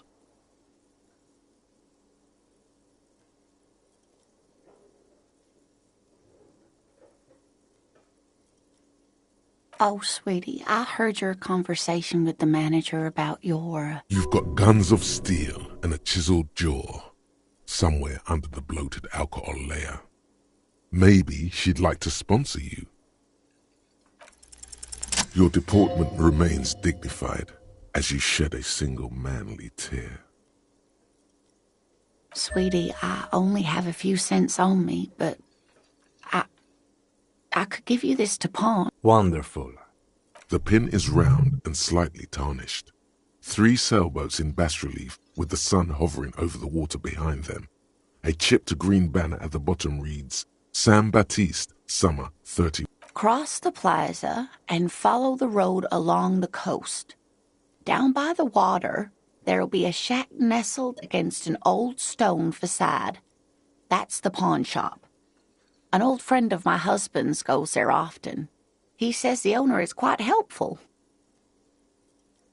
Items that can be pawned at Bird's Nest Roy's appear in your inventory under the Items tab. You can pawn these items when talking to Roy. Oh, it's not an ancient family heirloom or anything, but I suppose it would be nice to get it back. Yes, dear.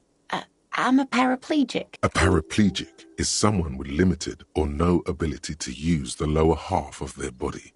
Paraplegia is caused by spinal cord injuries, like falling from a great height. That's quite all right. I'm used to people asking questions. I know they're thinking about it anyway. I hope you were able to pawn that old trinket. Of course, dear. Of course, dear.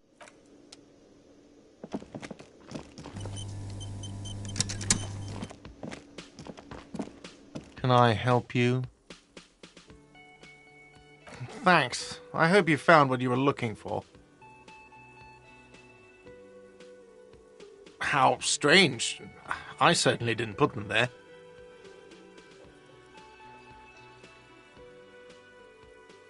trash collection service, CS Municipal. Ah, the elusive CS Municipal. I doubt we'll be able to track down who was sent here last and when. This will have to be one of those little threats that solves itself down the road. On Clinton Street, near the Boogie Street Diamond, a small truck rattles down an alleyway. It stops by a rusted trash container. Two men, their faces rough and swollen, jump out. Thank you anyway. Yes. Yes, have you got it? A lot. For the room and broken window, 100 real. Yes.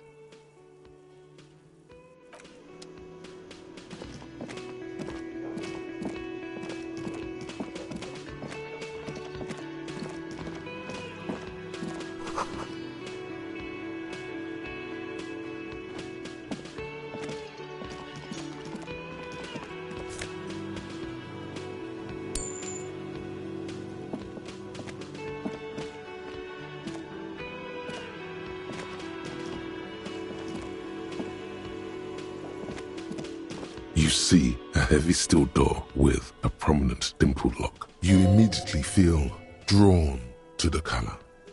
Blue is for mystery. The cobalt blue surface feels rough to touch. The stainless steel door is flush with its frame on every side. The door does not budge. You do? It's a door in the back of the kitchen. Why do you care where it leads?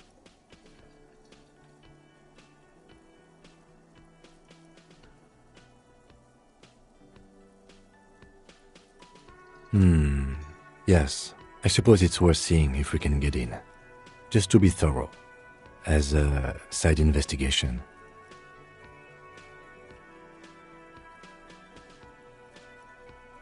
If you say so, Gart is the person to ask about this. The cafeteria.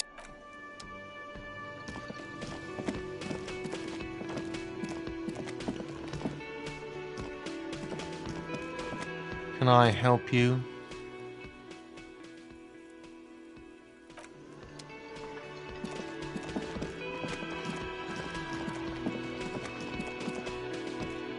Yes?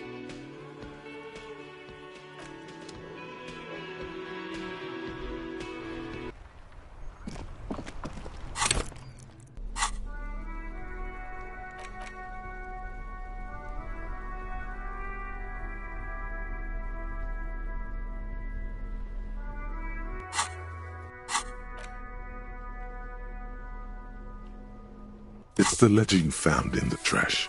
A pitiful cabbage of white and yellow papers hanging from plastic board, barely held together by a metal clip. This sad display is made complete by the faint smell of urinal cleaner. There's a piece of toilet paper, or is it cleaning tissue?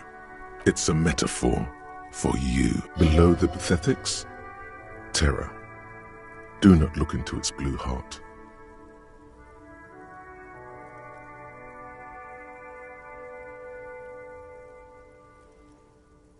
It's just toilet paper sticking to the back of the plastic clipboard. You can take it off if you want. Still wet, the toilet paper peels off the plastic easily. All you have to do is shake it off with your finger and voila! An aluminium block runs the width of the board, biting down on the paperwork. Its crocodile teeth are the only thing keeping the papers together. A regular pencil, the tip worn down to nothing, has been attached to the clip. The surface is interrupted by a silvery sticker. It's rectangular, sparkling with iridescence. You don't know... What? That thing. It's a halogen watermark. We use it for adding information to RCM property. It depends. Aside from an anti-counterfeiting stamp, mine has my... Maybe yours will have how many cases you've solved. Any capable light with the right wavelength will do. All RCM vehicles have headlights designed to reveal halogen watermarks. This means you can read the watermarks if you just turn the lights on. Okay. While a bunch of sodden papers sag from the clipboard in your hand, it's a sorry sight.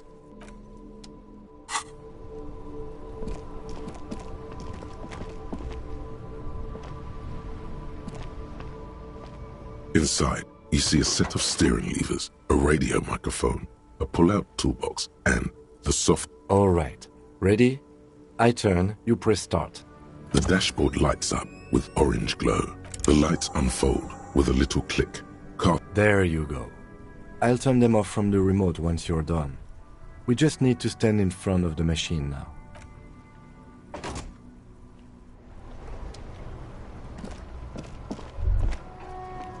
As you hold your ledger's clip under the headlamp, an iridescent hologram appears. A street grid and the veins of a great river. A familiar sensation washes over you. There she is. Revachol West. Around the borders of the watermark are dozens, no, hundreds of micro-perforations. The rectangular watermark is overlaid with the logo of the RCM, and yet the major arteries of Revachol are all recognizable. They shimmer in the Kanema's headlights. Let me see. Right here.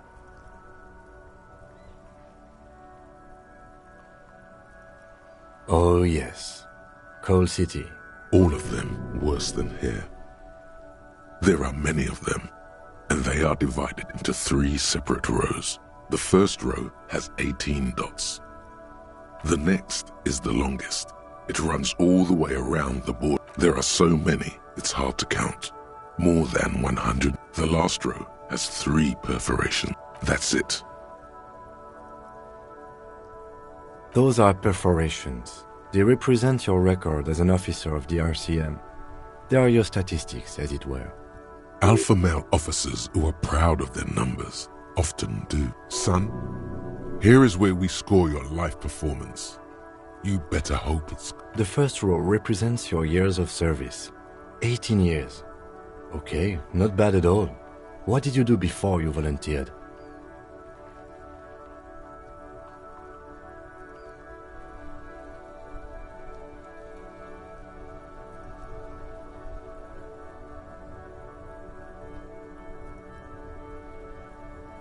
Yes, that does seem quite likely. Your youth coincided with some heady days for Revachol. This next row, the one that wraps all the way around, is your number of closed cases. Wow, more than 200! It's quite a lot, even for someone who's been on the force for nearly 2 decades. Usually, clearing more than 10 cases a year puts you in the 90th percentile of all RCM officers.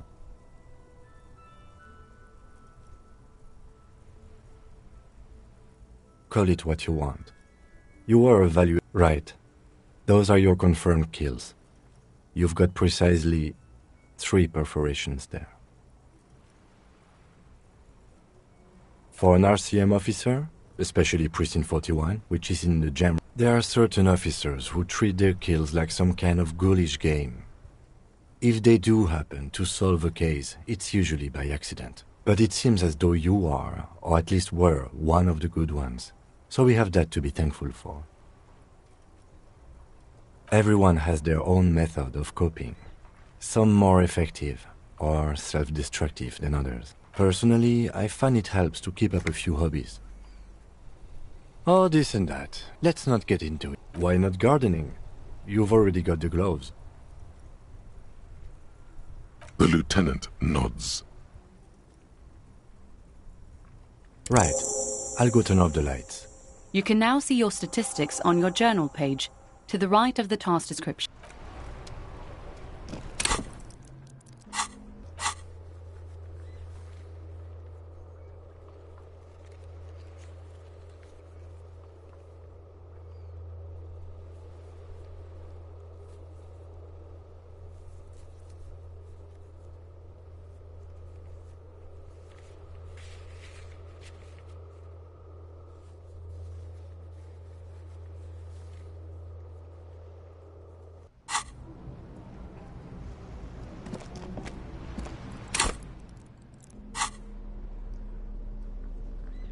It's just a racist mug.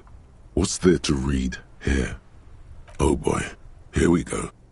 What are you going to say about a broken, tossed-away mug that you dug out of the garbage?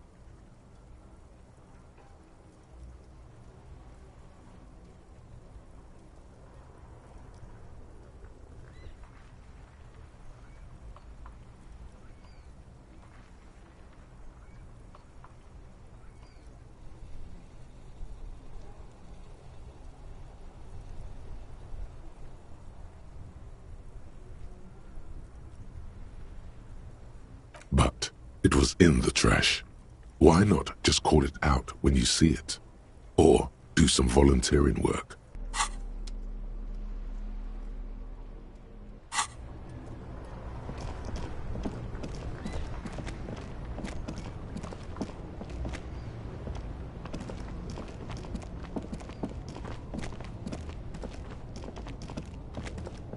There are clothes inside. Cheap second-hand clothes. Don't be shy. These are premium class clothes. Good quality fabrics, best retro design. Save the economy with your style of... Save the economy? That sounds off. Haven't you heard, officer? We've got to be economically conscious. Recycle your cash, keep it in circulation. Don't buy new things. Buy eco. Very cool.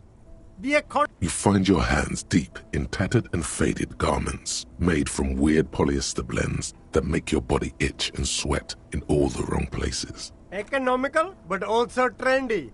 Look first-hand, buy second-hand. Keep the economy... No good. All you can come up with are some treated wool pants. You can tell they're too tight around your thighs and too loose around the waist.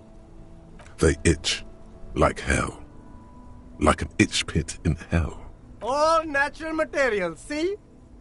Real wool, 100% skin friendly, and they're yours for only 2 real.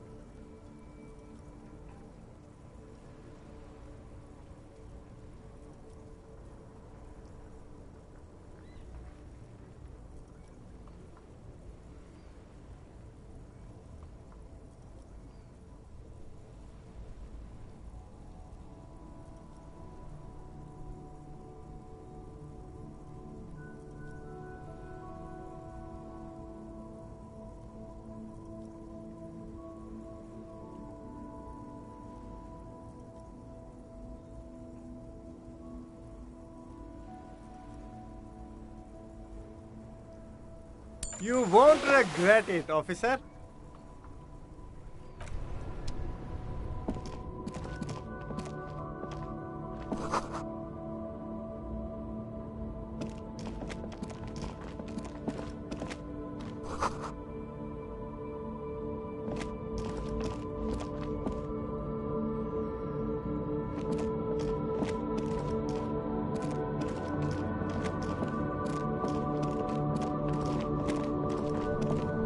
There's a pile of cheap sunglasses in a small box. You like sunglasses, officer? I've got the latest styles right here. Abort. These are hideous. What's more, they don't even fit your face. Damn, officer! You look like a mega secret spy. Very secret. They're practically made for you. I'll let you have them for... They're perfect for concealing your bloodshot and baggy eyes.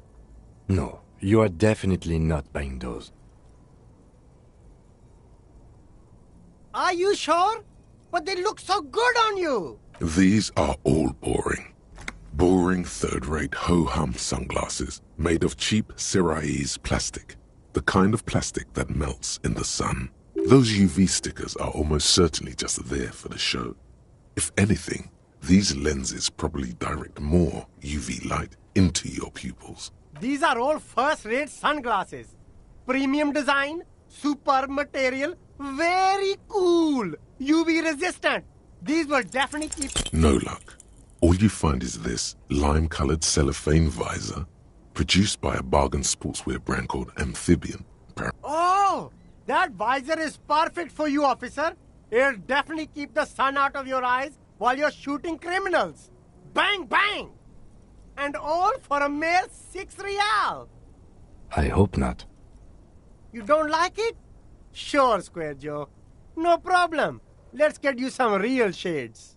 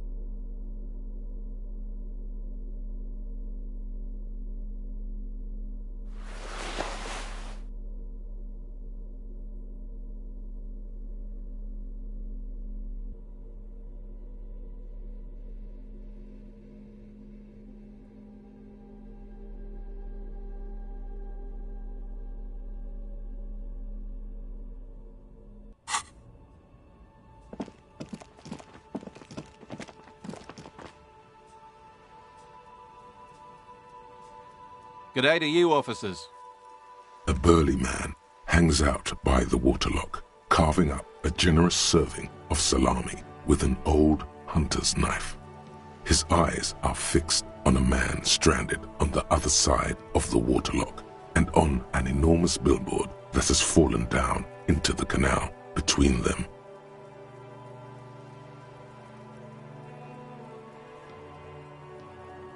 I wasn't here to witness it, but those look like tire tracks on that sign. Weird, huh? The words Daredevil Driver sound ominous to you. Too bad it also takes a year and a day to repair anything around here, especially a waterlock. The rest of the coast is closed off till then. Sure thing. Want some too, officer? Why not?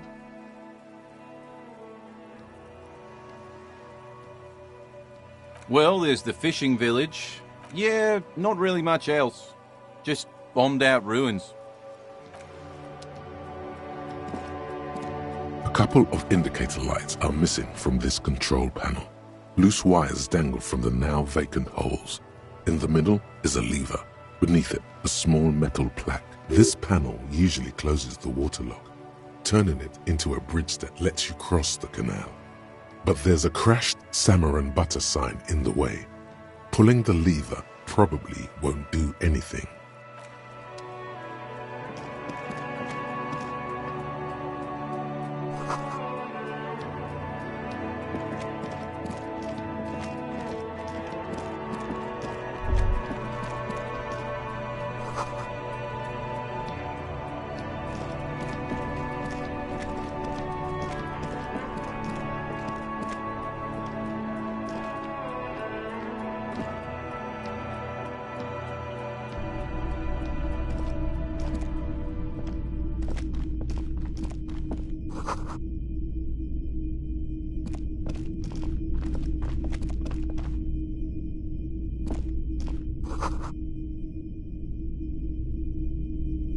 A typical Martinez streetlight sits among assorted floor and table lamps.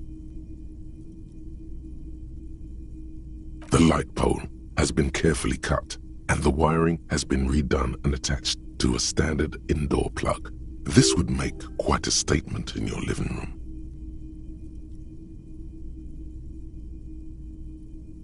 $700 real. A bargain, I dare say.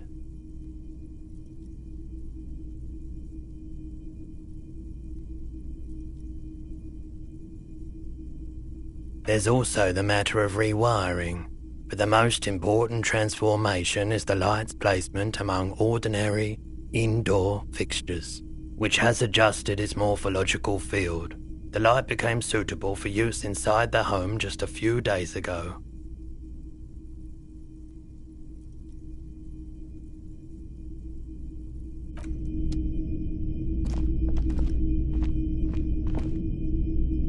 The boomboxes on the shelf look well-loved and well-traveled. Chipped, dented, they stare at you with the unblinking eyes of their tape reels. One especially catches your eye. Deep gold and amber plastic with a big old handle on top. A classic boombox that says, Stereo 8 approved. This is you. Golden orange. A sunset suite. Just make sure it works before you buy it.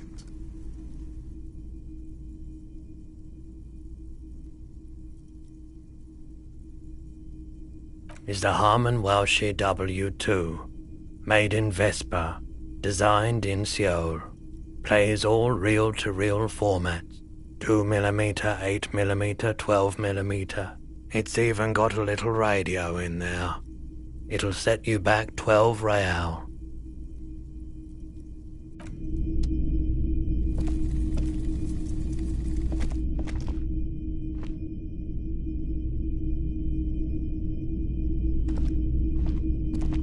You see rows of toy soldiers guarding the rest of the trinkets displayed on the table.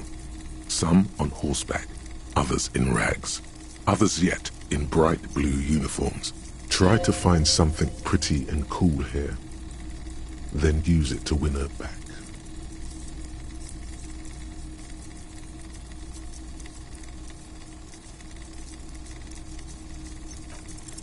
Everything you pick out seems faded, chipped, and sad. Big men on big horses, clad in lamella armor and carrying flintlocks, the kind that would mow down a line of enemy soldiers in the blink of an eye. Franco-Nigerian knights. I used to be very serious about these guys. They're not all blue. These figurines also wear gold coats and caps. This is what the loyalists look like, yes, at first. Then they wised up and got camouflage. Which ones? Ah, royalist soldiers from the time of the Revolution. The uniforms are painted a bit too brightly, I suppose. This set of soldiers isn't meant to look impressive. A few have rifles, but most of them... You're probably talking about the revolutionaries, yes? Yes, they are soldiers, revolutionary soldiers. I think their poverty has been exaggerated for effect. When you place them next to the royalists, it doesn't seem like they could possibly win.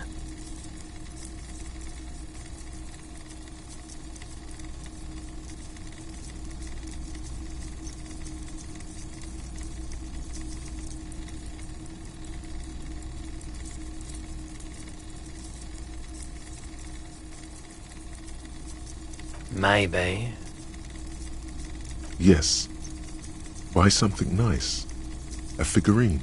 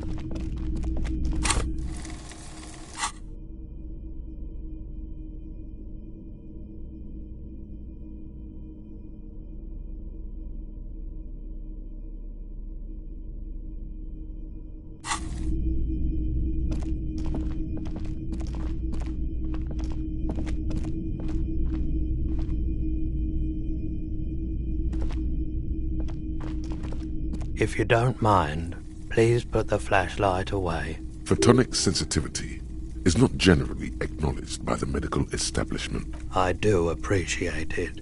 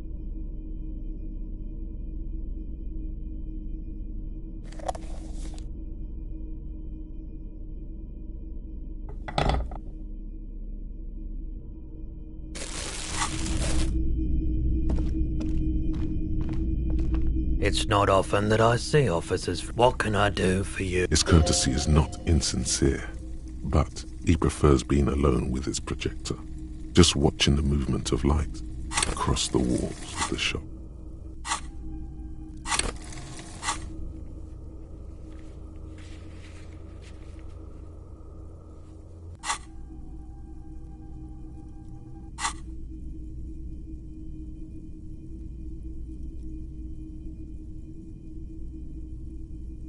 Oh no, not at all. I guess I haven't had many customers lately. Who are your customers? All kinds of people come through here. As you can see, I have a wide selection of goods for everyone to choose from.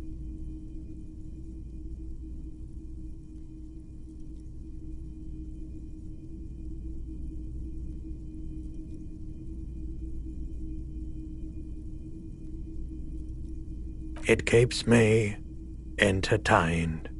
Entertained? He might be high. If he is, on what? Okay, he definitely is high. Whatever it is, you've probably done it, and many other things besides. But you can't cut through the jumble of sensations to get to the answer. Looking at his wares, talking to him, that might give you more clues.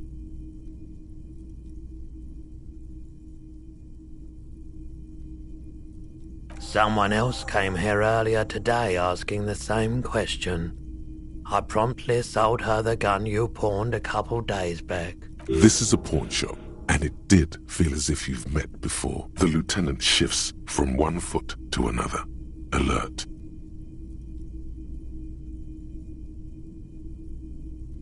She didn't seem like a policeman, although she kept referring to herself as a pig, which was odd.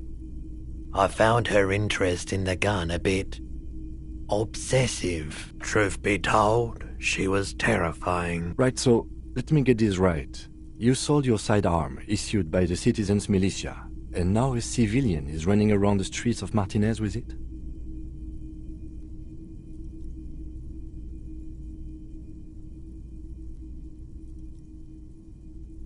You're right that she could cast aspersions on the force.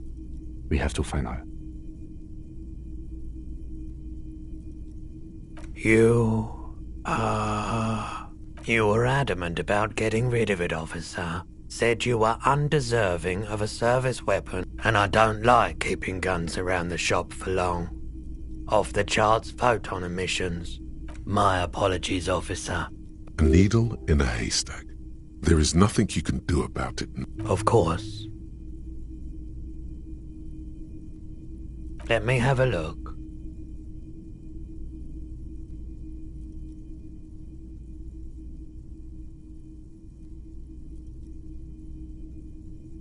Anything else you're thinking of selling?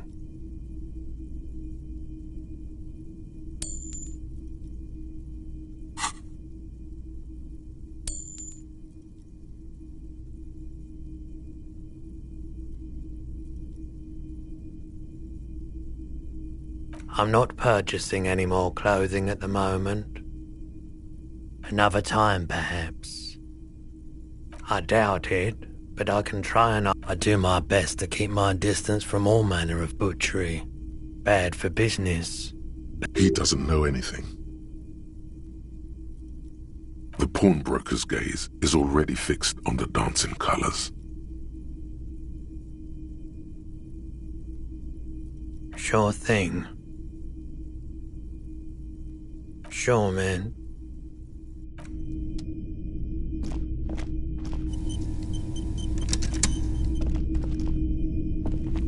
You see rows of toy soldiers guarding the rest of the trinkets displayed on the table. Some on horseback, others in rags.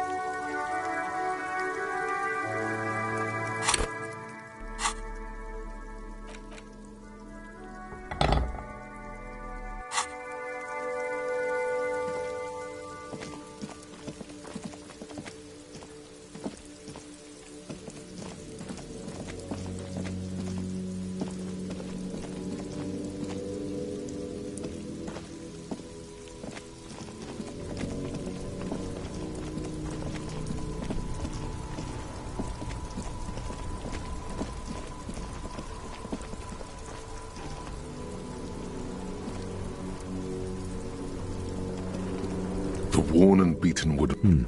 You can revisit the bench if you ever need to pass.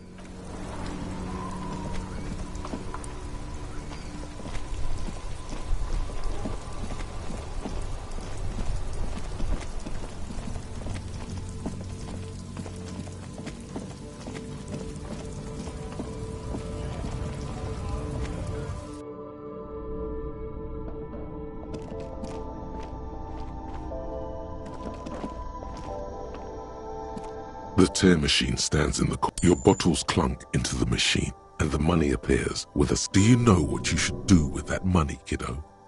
You should.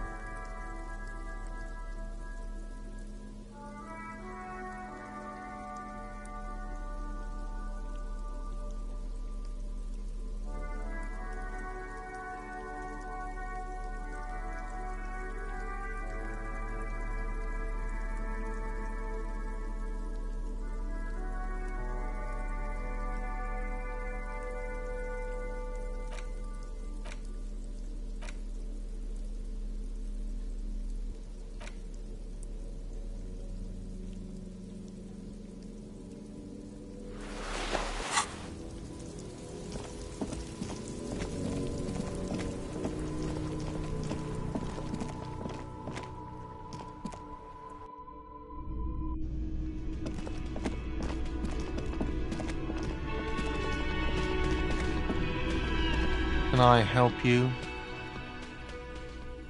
Yes, have you got it? A lot. For the room and broken window? 100. Yes.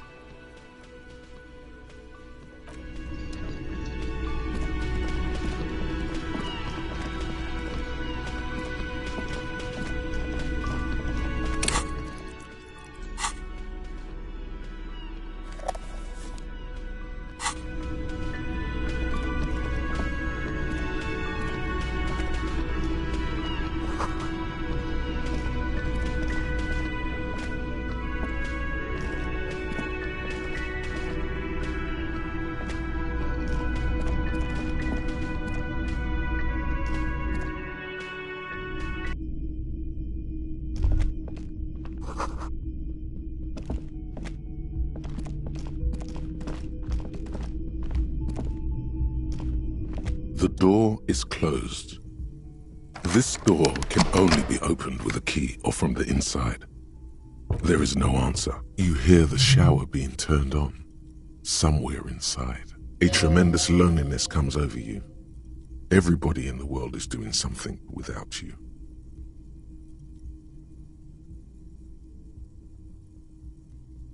The door is mute and indifferent. You should pick that fat, juicy cigarette butt from the tray, light it up, and smoke the living shit out of it. The living shit. Your mesolimbic reward pathway does not mince words. Who knows what you are?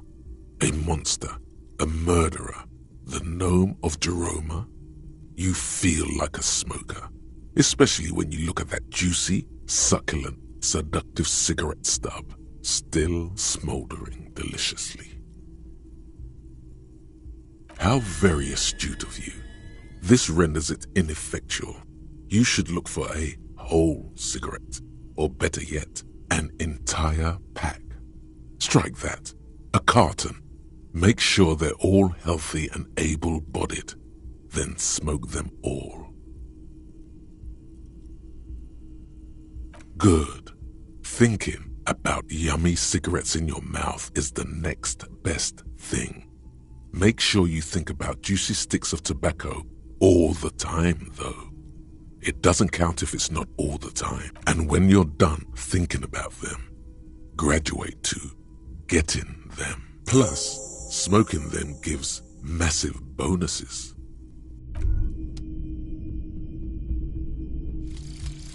Guillaume Le Million. Bad news. Guillaume Le Million did not become a cop. In 1938, he went on a tour to the Sinyao province in Safre, where he died of autoerotic asphyxiation.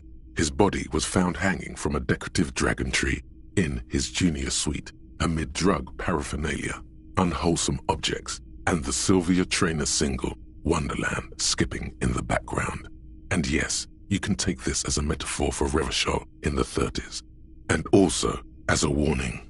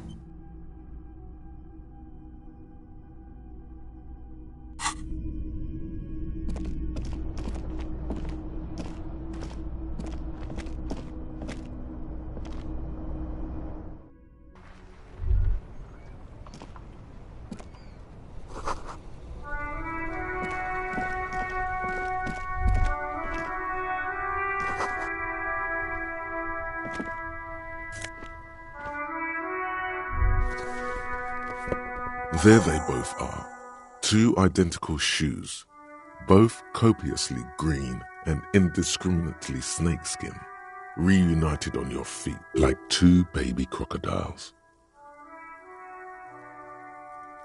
Good, they're balanced, comfy. Feels like the only good thing about you right now, truth be told.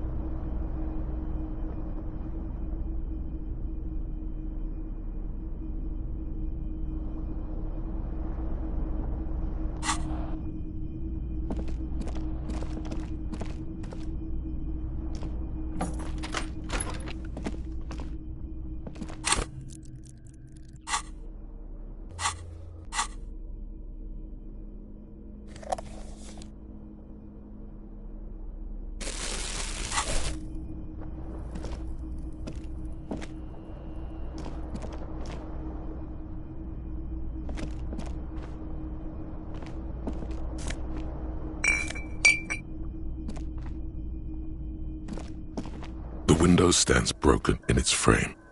Cold wind blows in. The morning light hurts your eyes. It's hazy, but you see the ocean and some war-torn buildings.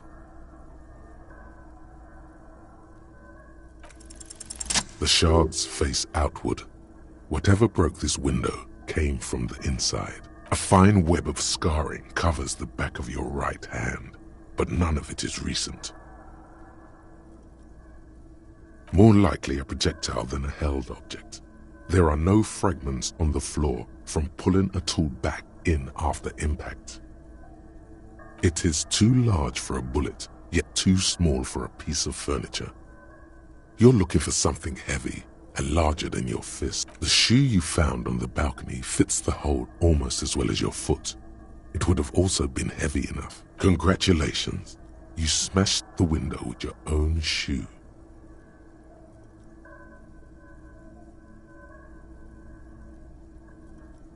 You mean someone else took your shoe off and smashed the window with it? This person also forced the drinks on you. And maybe, just maybe, you succeeded. We'll never know.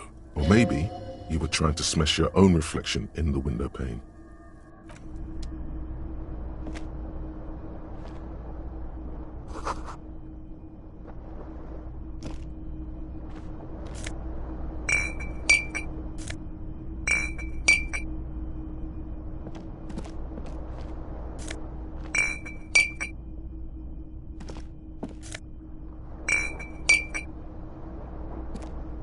The bed is cold and not particularly inviting, but it's yours. The sheets look awful. The option to go to sleep becomes available every night after 9 p.m.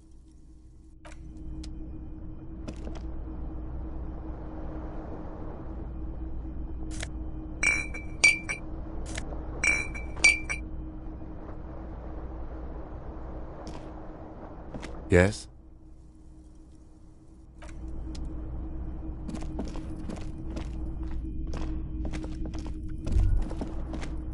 Kim also tries not to look at the pile of taped viscera on the carpet, or the weird suitcase on the hat rack, or the potted plant dying in the corner. But it's all just too morbid to ignore.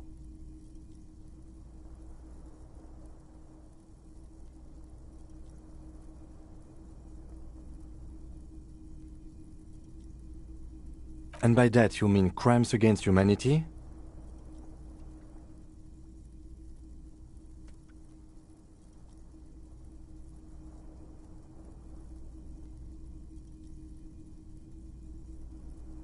I have no idea what that means.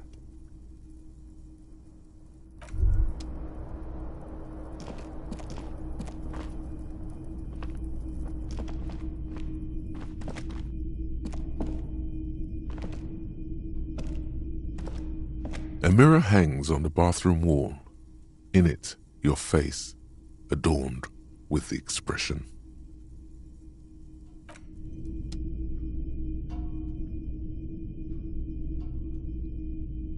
A mirror hangs on the bathroom wall.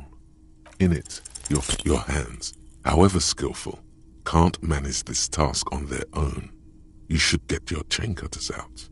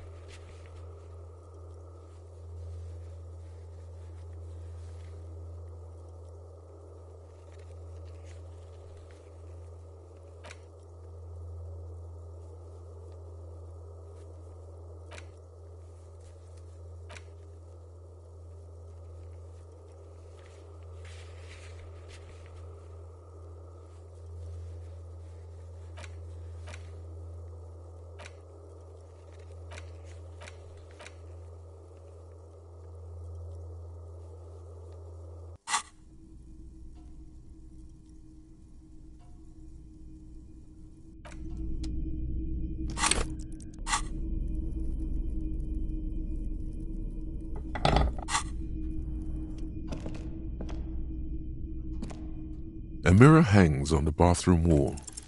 The chain cutters slip out of your hands as you attempt to twist the faucet into place. Well, you know one thing for sure. You've probably never been a plumber.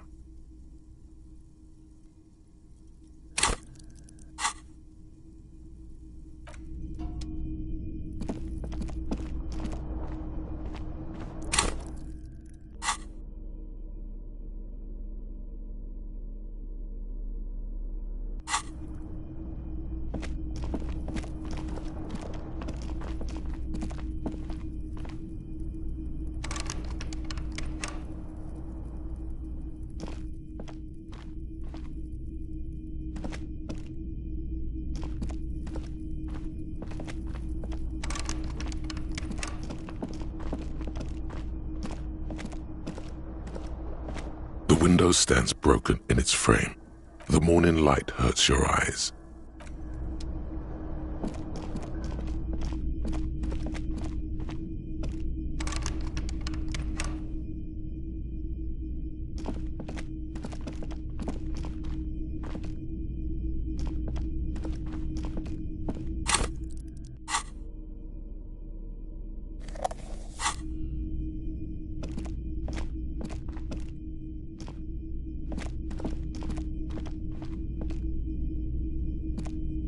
The door is closed. Still no answer. Still nothing. The lieutenant gives you.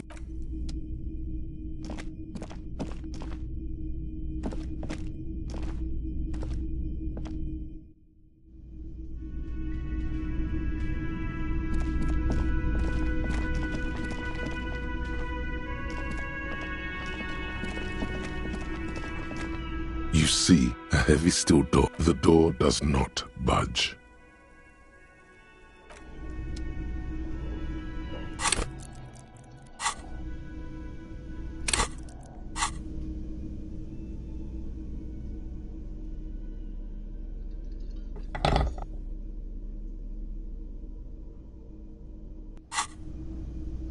You see a heavy steel door. The door does not.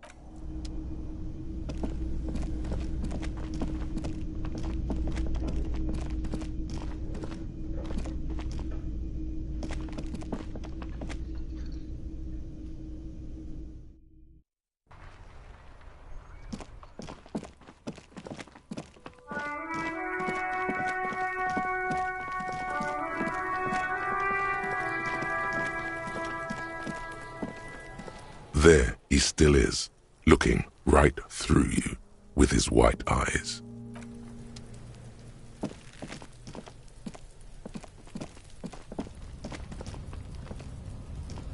An inconspicuous pile of the roofing material, Eternite.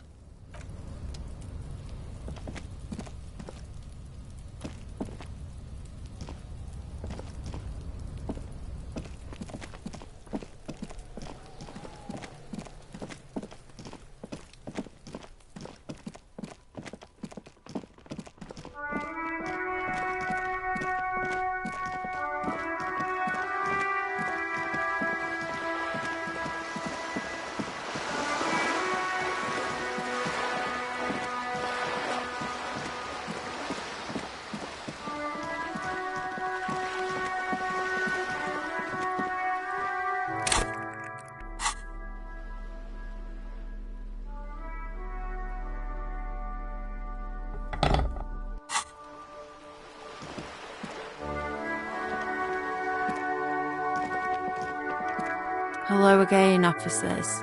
Have you come to admire my mural? The lieutenant is desperately searching. Hatred, disgust, the woman on the boat. That is on her. Someone's got to keep an eye on her. Ozon is an archipelago. On a first-name basis with... Have you got a crush on her? Aching for an opportunity to defend her honor.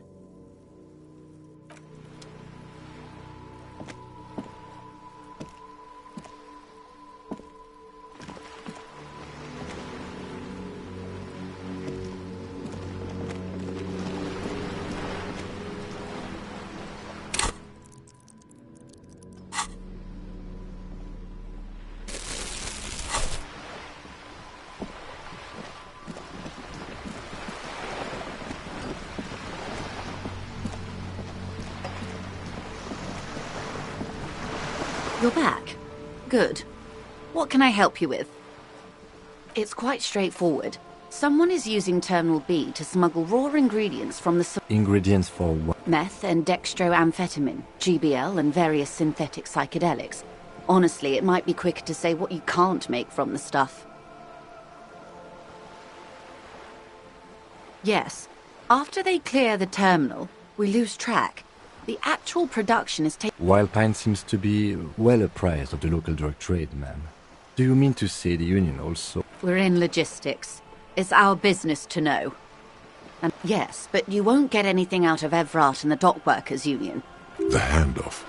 The motor lorries at the roundabout.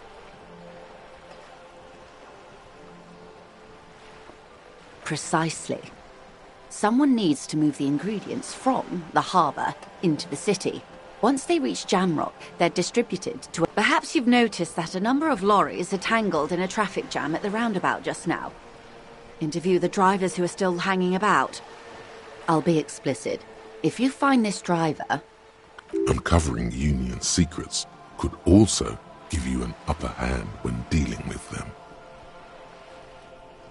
No. We asked East Motor Track to raise the drawbridge. The road company is a partner of one of our subsidiaries. This is a limited time opportunity. Once the complaint has been processed by the Trade Committee, thousands of litres of raw ingredients will... Well, at least this solves one mystery. What is that, Lieutenant? Why I had to call East Motor Track and beg them to open a drawbridge for me. I'd wondered since I first drove in.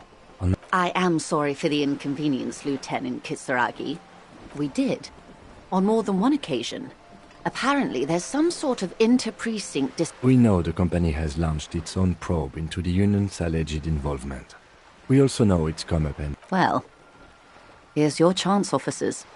How do you think they're financing this strike? There are thousands of unpaid dock workers going strong for the 4th month. There was a shakedown of local businesses preceding the... With all due respect to these desert cacti, the contents, precisely, smuggled out of that very... The two might... Or not. Though... As eager as I am to share it, Lieutenant, once the job is done.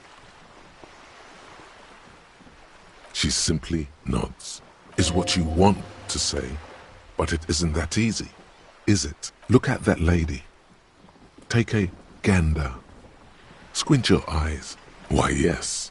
Tucked away under that sturdy green raincoat, almost rustic in its simplicity, while dull orange pearls hang from her earlobes, red from the cold. Her light green eyes scan you, full of knowledge and worry.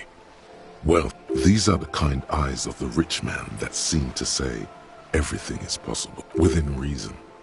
Now look at you, you misery-clad simian, barely able to tie your own laces.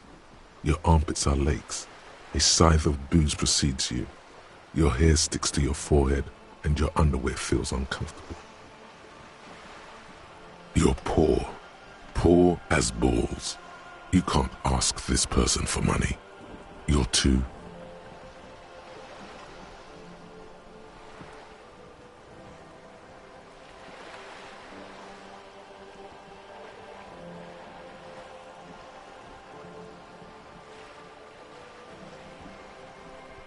Yes, you're too ashamed to ask this person for money. Too scared to belittle yourself in... As I was saying, if there's any way I may be of assistance, please don't hesitate to ask.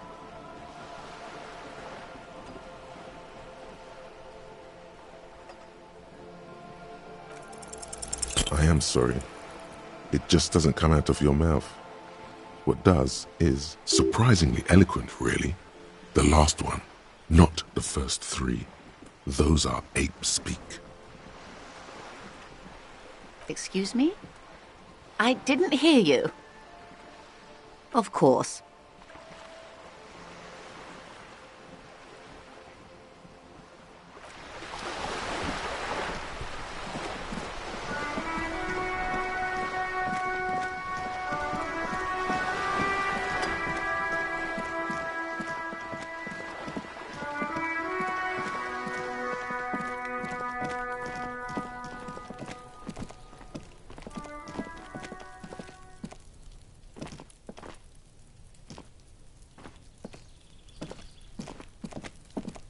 You see a young man on a balcony nursing a cigarette. Not looking for any trouble, officer.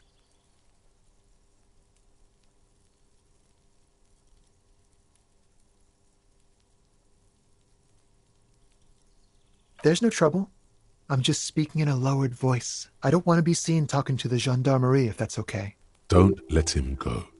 This could be your witness. The balcony has a great view of the whole thing. Is it really that important? Like a nervous cat, he keeps stealing looks at the neighboring windows. All right, but make it quick. Once I finish this cigarette, I have to run. I'd even go so far as to say that the view is a little too good, my dear gendarme. Do you have an estimate of when the body will be... We will remove the body as soon as possible. Now tell us. Oh. You're to ask... Wait, is someone else investigating the lynching? No, not you. Some more muscular type. And when did you speak to this more muscular gentleman? Last week? I don't know. Look. He's an actor declaiming a soliloquy. See how you hang on his every word? You didn't answer the question. What were you doing last Sunday? It was my Sunday friend. A Sunday friend? How intriguing. He doesn't reply, gesturing no with his cigarette. In the neighboring windows, you can see faint reflections of his silhouette. My name? My name? That's definitely not his real name. No, of course not. Could you please lower your voice? No. We won't. Now, if you'll excuse me, I really need to get going. This isn't the place or time for questions. Who knows who might be watching from the distance, hidden behind the curtains? For a moment, the man on the balcony seems almost vulnerable. I am sorry, but I really don't have the information you're looking for. But, hold on, what's that? For a split second, his hand lingers, as though gesturing towards a stone placed right next to the front door. It's a sign. Good luck with the investigation.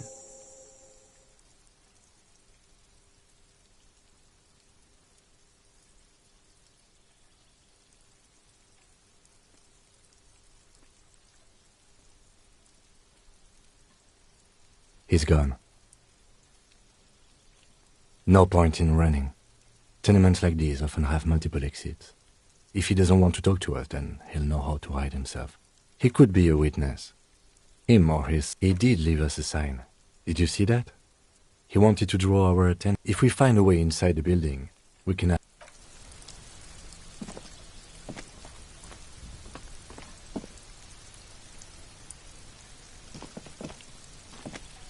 A stone, like any. There's a key beneath it.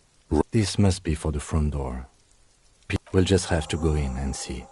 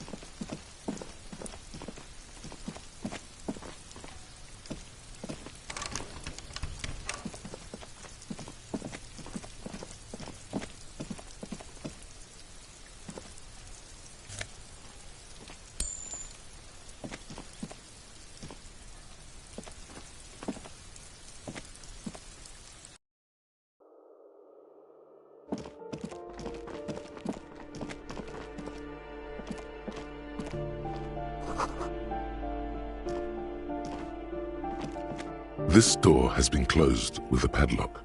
A chalk-drawn number on the board says, no reply. It's a solid lump of metal, but the shackle is deeply corroded. A solid pair of chain cutters. Better whip out those cutters. You won't get very far otherwise.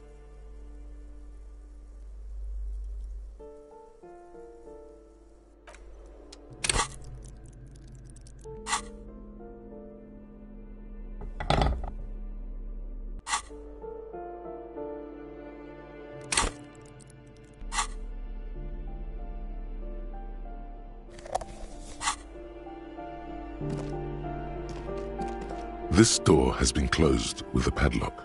A chalk-drawn number on the board says, the shackle snaps like a twig, and the lock falls to the floor with a little thud. It should be possible to enter. After you, detective.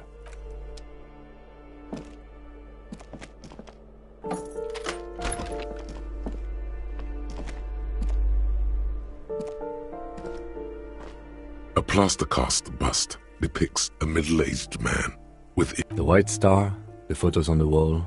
I think we have broken into the apartment of a young communard. How fitting.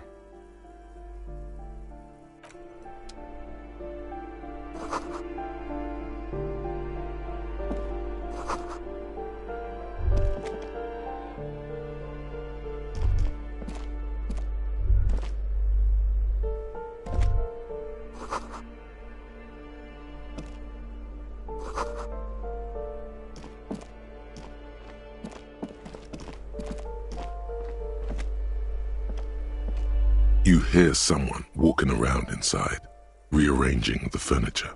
The walking stops abruptly, but you can feel tension on the other side. A poor communard, from the looks of it. The room is barely bigger than a closet. Do I have to open the door? Do you have a warrant? I'm not obligated to open the door. Let's go. We don't have a reason to get inside that apartment. It's generally easier to do things if you have literally any reason. A poor communard, from the looks of it. The room is barely bigger than a closet.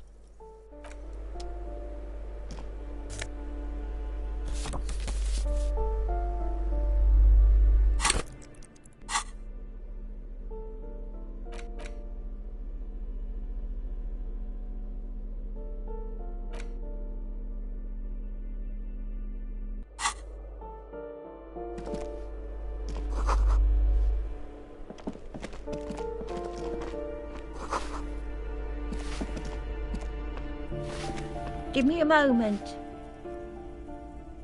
The cold never does any good for my bronchitis. I'm fine. Fine. Don't you worry about me.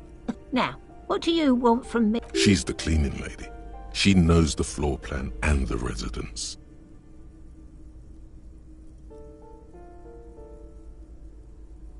Yes, yes. I know who you mean. The scrawny boy who's always smoking like the devil. Somewhere in the building, a child starts crying. You hear a radio tuned to a talk show and someone taking a shower. What's he in trouble for?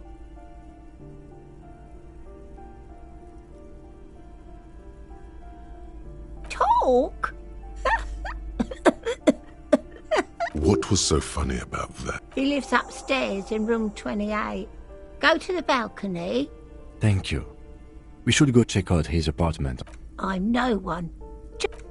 If it's barely bigger than a closet.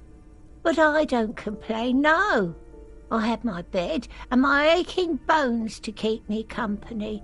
And that's all I need from this world. And all she gets, too. The coastal wind beats down hard on the cold room door outside. Splashes of waves make the balcony. She hasn't spoken to anyone for a while. Even her sentences feel rusty. Ask away, policeman. People come and go. They probably just moved or died. No one lives there. It's been empty for months. Impossible. I would know if someone had moved in there. Maybe it's those countercultural people again. Breaking into a house like it's a public space. You're a policeman. Great. Young people. They're worse than rats. You know, always littering the hallways with trinkets and empty beer. Oh, that one is a scientist. I think he studies astrology at the community college. Something to do with all those stars around his door. He asked me to leave his drawings up on the wall.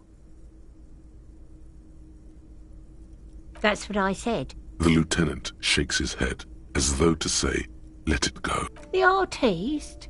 Nothing I can do about her, I'm afraid. She ruins the wall. She leaves an old lady to her business. More than I can say for others. She mumbles some kind of a response.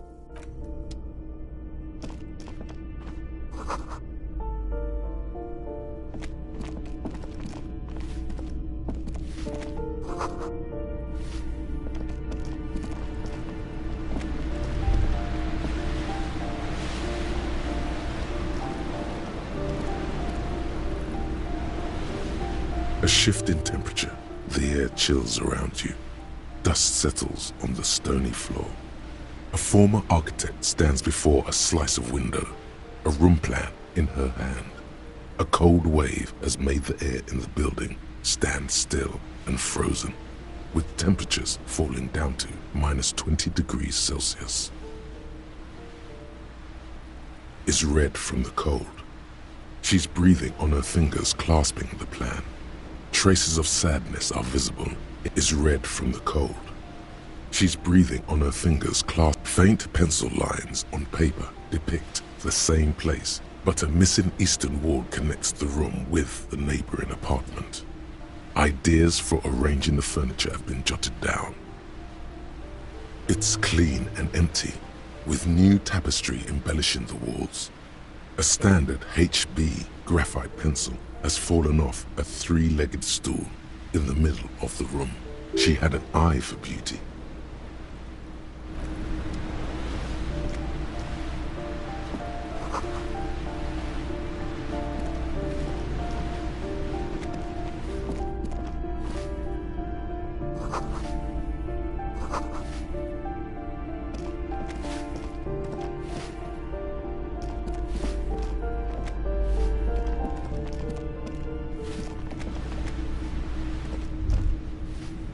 What happened here?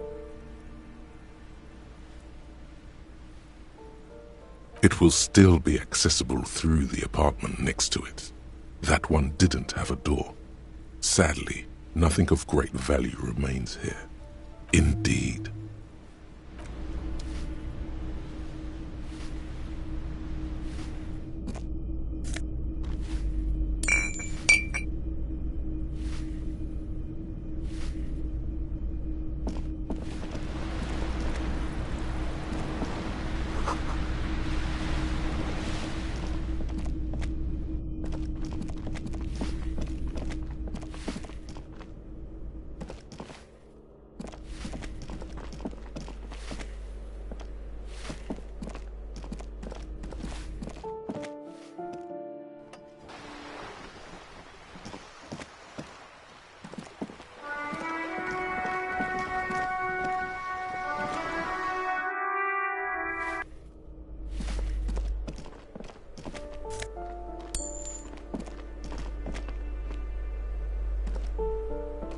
You hear someone walking around inside, rearranging. Excuse me?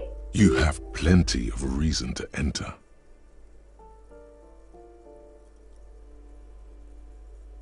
Oh, come on! Well, that was easy. That was smart.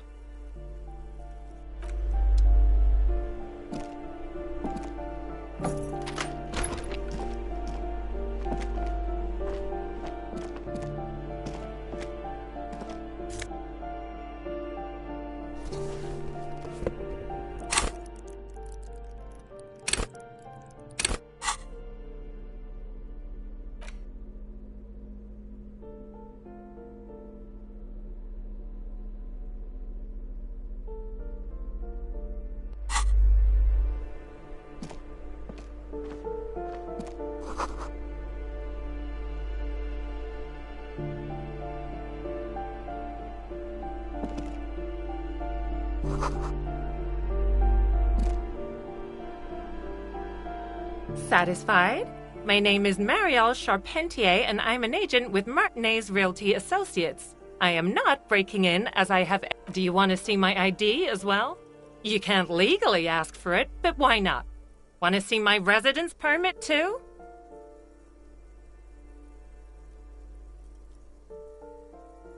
It feels flimsy in hand, with the words Revachol Zone of Control written under a nondescript municipal logo. There's a picture of her with short... Thank you. Do you have any questions? I need to be back in Midtown in an hour. Oh, that's another huge mess. The former tenant owes us 3 months of rent. 3. We closed the apartment, and again, I have no idea how stupid mistakes like this can even happen. But Ron, when he came to close, a hole in the wall. Can you believe it? And then the tenant ran off with his stuff. He's gone. The money's gone. The sum must have been puny.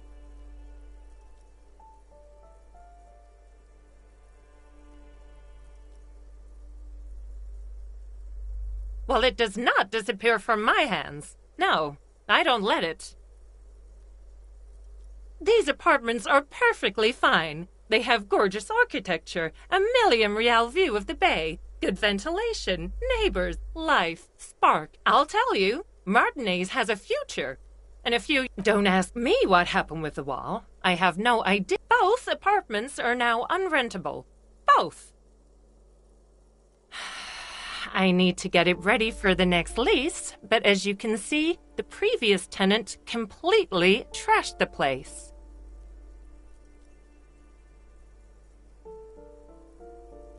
It was some kind of a moribund old man who used to be a business owner, but that was months ago. Anyway, was there anything you wanted, or is that it? Of course.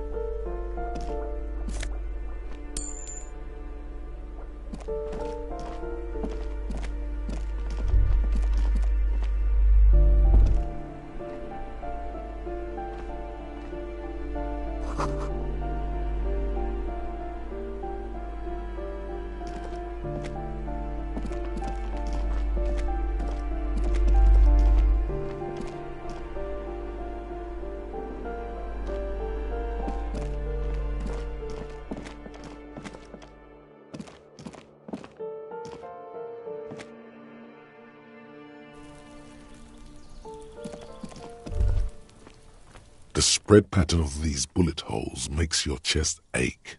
Your breath grows heavier. More old bullet holes. At least half a century. A different era altogether.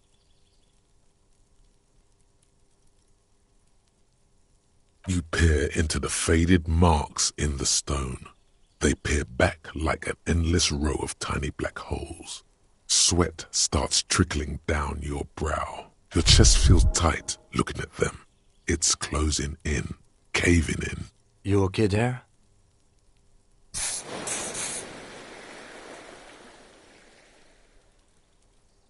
Might be the after effects of your past escapades.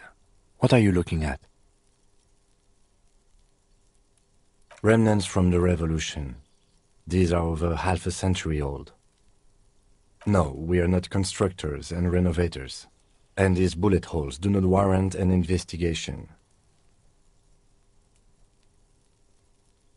Not much. I don't have a fresh perspective on it.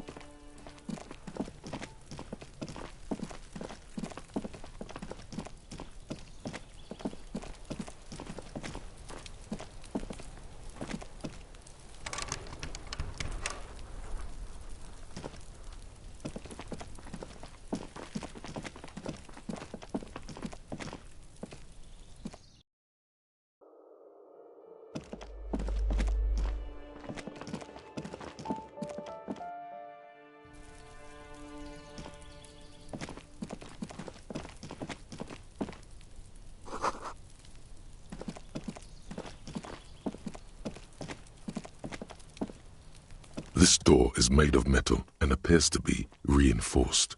Someone here really values their security. Number 28. This is where the cleaning lady said the smoker on the balcony lives. Let's see if anyone's home. No one answers. Looks like the young man we are looking for isn't home. I think our best chance to catch him is in the... We should return tomorrow after we have finished with our day's work. How about 9 p.m.? Sound good? Tomorrow, 9 p.m., right here. Apartment number 28. Good. Damn. Turns out it's quite tricky finding someone in a big apartment building. Remember, tomorrow, he's probably...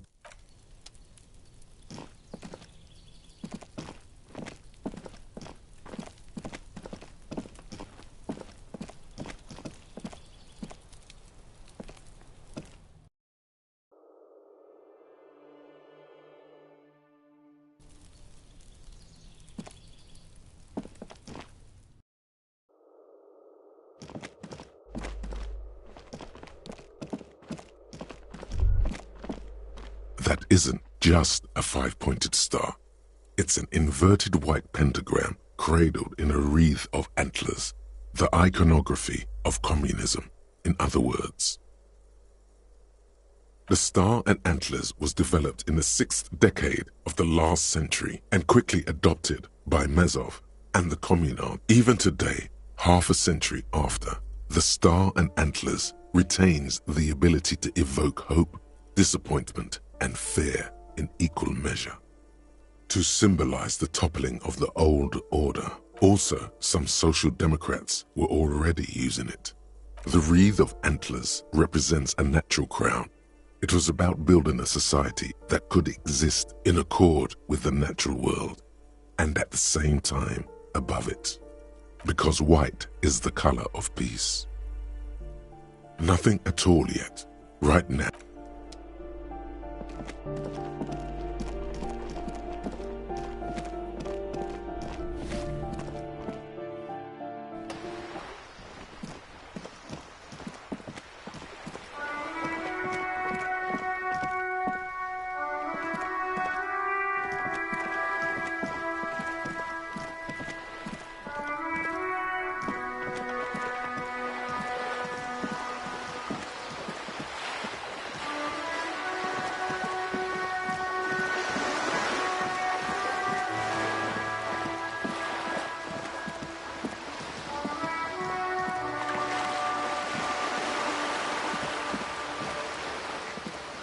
This coin-operated viewer is facing southwest.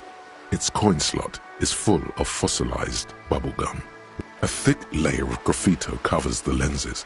You spell out the word Onuk written on the other side. That's Kuno on the lens. Under the graffito, a sea of blues and greys appear. Behind the water lies a coast studded with concrete and reeds. You know this to be the star of Pericarnassus, or the Cairo. The central symbol of the Pericarnassian church, a star. The church looks old and weather-worn. There are no lights in the windows. Probably some kids.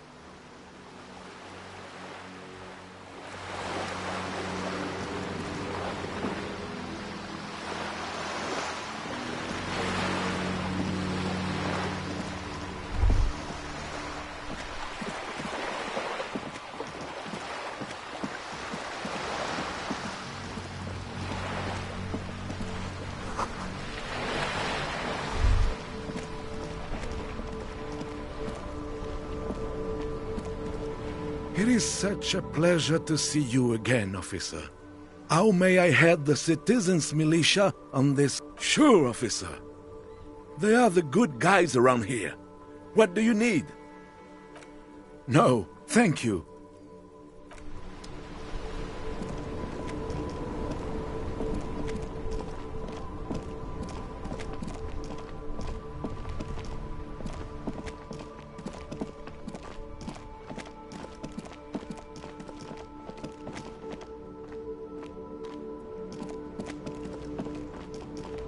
Hello again, officer. How are things? Of course. Where to? What do you mean? We're in Martinez, sir. This intersection is called Roundabout. No problem. Excuse me? She's uncomfortable. Maybe you should drop this line of questioning. She shifts in her seat awkwardly. Excuse me? She's uncomfortable. Oh, well, I didn't write it there. I'm just sitting here. I don't know anything about... Pig is a white... No need to worry. We are not... Okay. Well...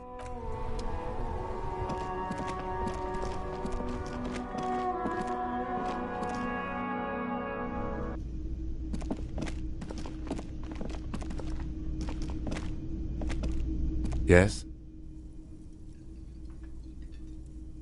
Excuse me? You have a distinctive way of walking. If I were to walk in front of you... A moment passes.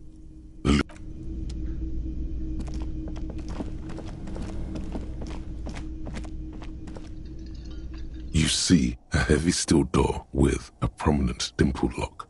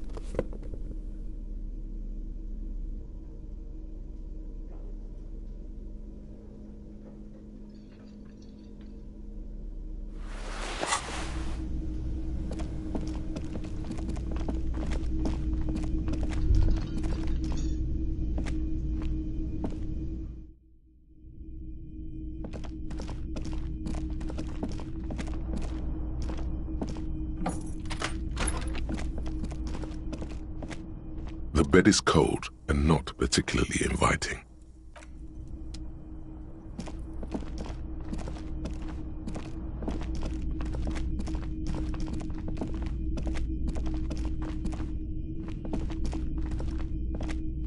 The door is closed. Still nothing. The lieutenant gives you a quick glance.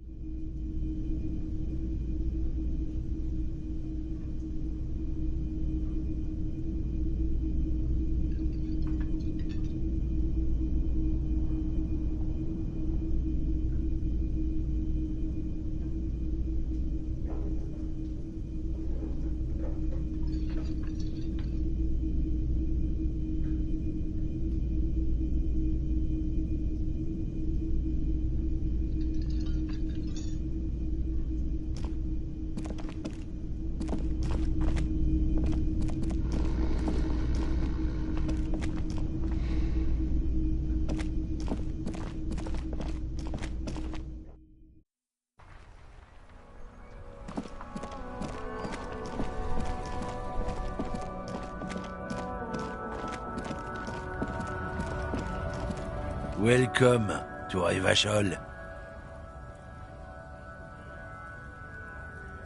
Don't you welcome to Revachol me. My grandfather came here from a 3,000-year-old racist isolationist culture, while your ancestors came to this island a mere 300 years. Every school of thought and government has failed in the city, but I love it nonetheless. It belongs to me as much as it belongs to you. It's men like you who keep Revachol divided, making it that much harder for everyone to climb out of this post-war limbo. Oh, come on, man. I just said, welcome to Revachol. I know exactly what you meant. You think my kind doesn't belong here, that I should watch myself and behave. But you see, I'm an officer of the RCM. It's actually my job to make sure you behave. I would advise you to remember that. Silence. The air between them becomes tense. Your partner needs backup. Now's your moment to shine.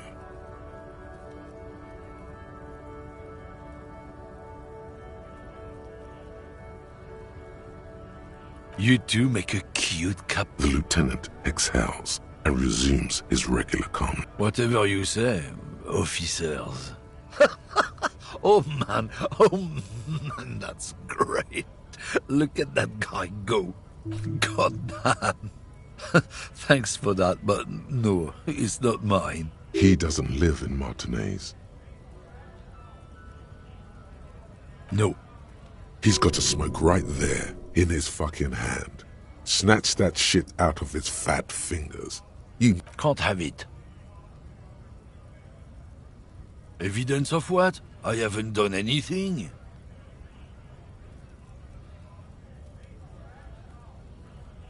I bet. Sorry I couldn't be of any help. It's about biological determinism, natural law, the sorting of the races. Not the most popular topic nowadays, with the coalition in charge and all. You might want to change the topic. That is, bury your head under the sand like common sheep.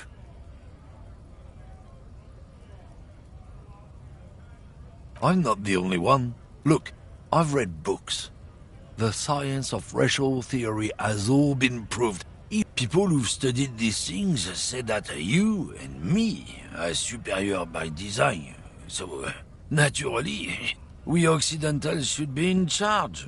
Oh, so, lately we Occidentals have experienced an unfortunate downturn when members of the superior race cease to believe in their innate superiority. They stop competing for resources. The problem? The damn kips are showing a real good game lately. Same with the mosquitoes. And the other introduced species too. They're on the precipice of cultural victory. Cultural victory? What is this then?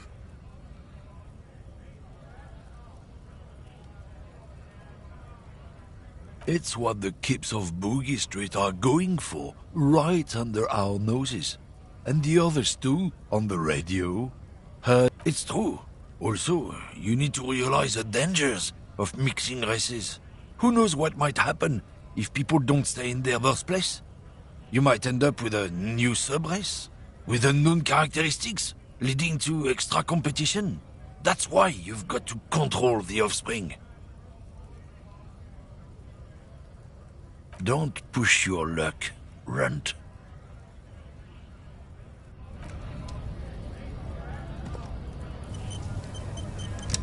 Looking for something, Runt? Come to tell... Oh, not much anymore. I'm here to pick up some cargo, but the dock workers are on strike, so it's a sit and wait on your ass. Apples. Yeah, apples. He's given you the runaround. Let's be honest, you were bested. No.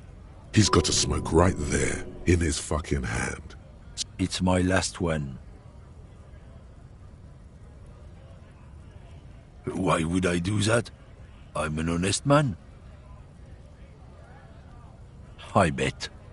Sorry I couldn't be of any...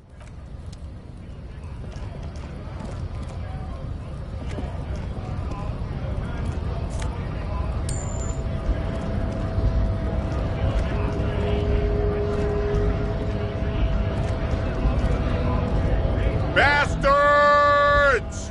We have a right to work!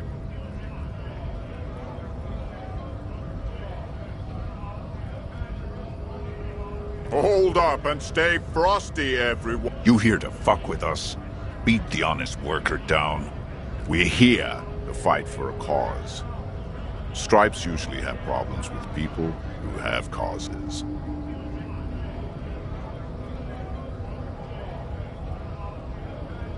Good. We're fighting for a cause here. Besides, we're not that different.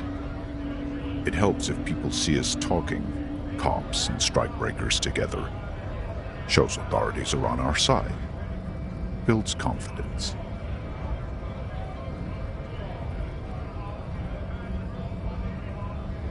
Rights of people, rights of workers, to have gainful employment. Might be time. Don't let the fat bastards tread on you. Cops tend to side with the high. I don't trust cops, but I can see you understand the right to work! Maybe you should ask them. We have families to feed, you piece of shit. So do we, Scab.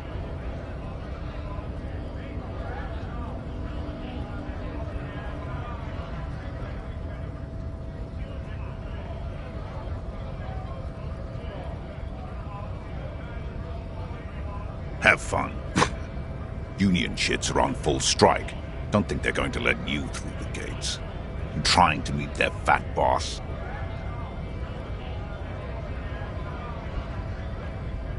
I know nothing about a murder.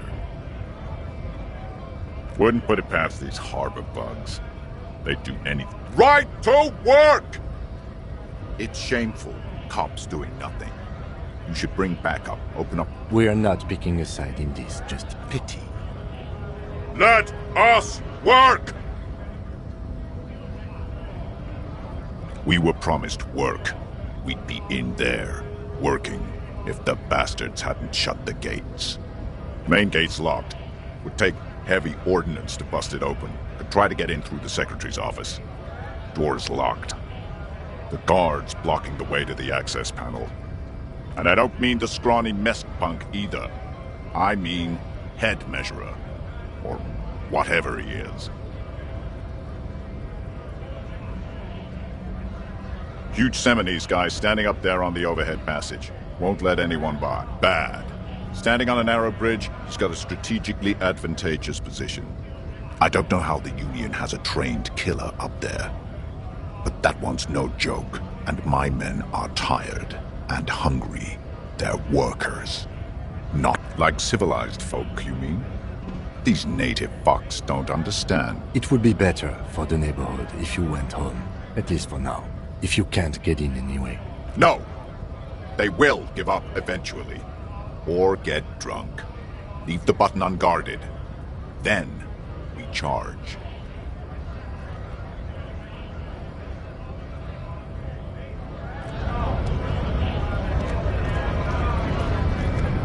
A kind of a worm, content with mere survival.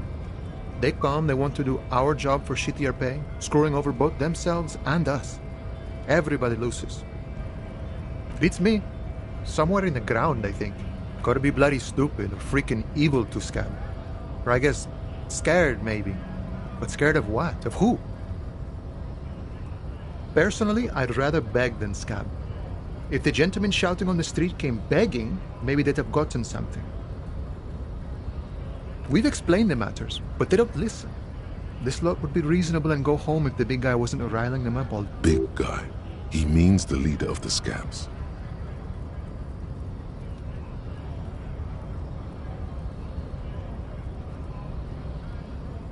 A kind of a worm, content with mere survival. They come, they want to do our job for shittier pay, screwing over both themselves and gotta be bloody stupid or freaking evil to Scab. Personally, I'd rather beg than Scab. If the gentleman shouting on the street came begging, maybe they'd have gotten something. Sometimes you gotta do what you gotta do. These Scabs ain't begging. They ain't holding on to their integrity. I was just messing with you. No one's ever seen a cop scab. Imagine, you cops going on a strike, but then another cop comes in and says, let us cop for less money. Speaking of, what brings the RCM here, to the wild north? Come to see the strife? Murder, huh? That sounds like a lot of hard work. You'd never see me investigating a murder.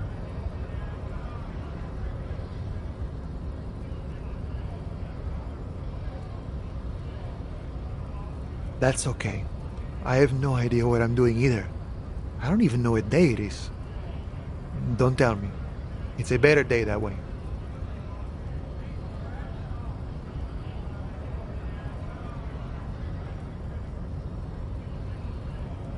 My friend, I respect the right to roam. The open range awaits. I don't operate in that capacity. I'm not a granter of passage. If it's so simple, why did the scab leader warn you of the guards blocking the way? Aye. Walk right past Measurehead and go in. Yeah, the 2.5-meter tall Semini Supremus is there. Walk right past him, then press the button to unlock the door, then go past him again, and you enter the arbor through the office. Está.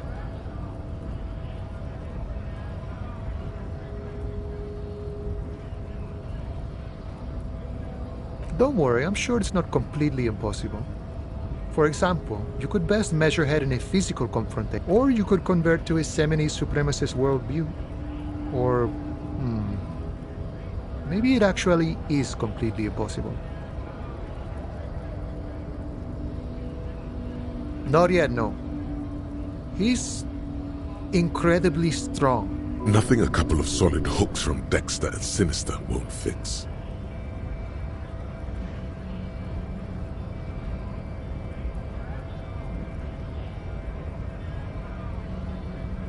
Jean-Luc himself would say the philosophy has proven overly heroic for the scabs to convert to.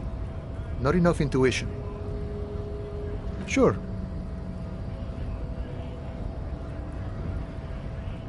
Sure thing, my friend.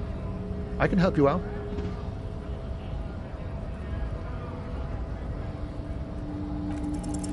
The coin narrowly slips by your outstretched. Oh, I'm sorry. Didn't mean to throw it like that. It's a thing we harbor folk do. Past was not meant as provocation or ridicule. The boyardero stares at you with respect, then gestures towards the trickles of blood adorning your clothes.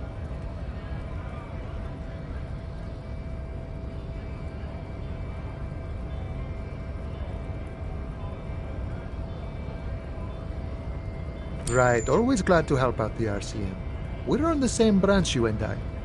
Humans, I mean, not slithering scabs. You know, serious business. He's a chatty guy. Wants to talk about the strike. Return once you've met the union boss and are on a better footing with...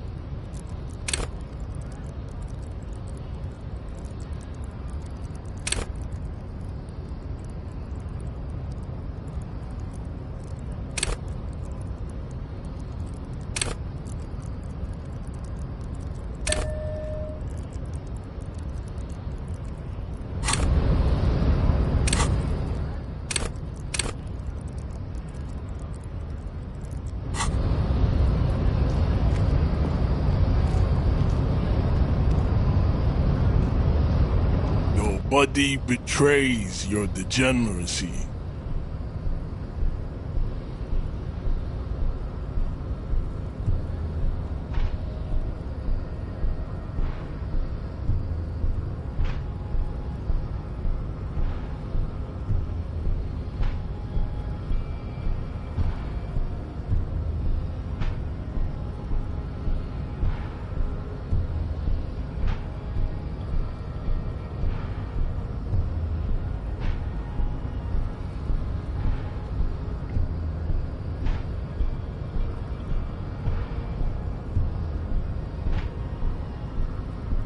Yeah, Measurehead. His body totally betrays his degeneracy.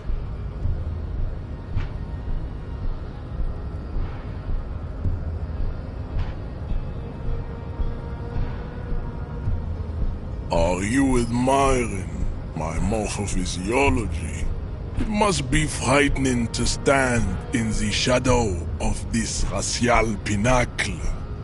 Be calm, Sandwich. You are not in danger, because you are not a threat to me. What is this androgynous display of sexual maturity? You hear your heart pumping, fast and irregular.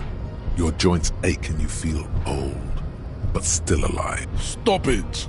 You are embarrassing yourself.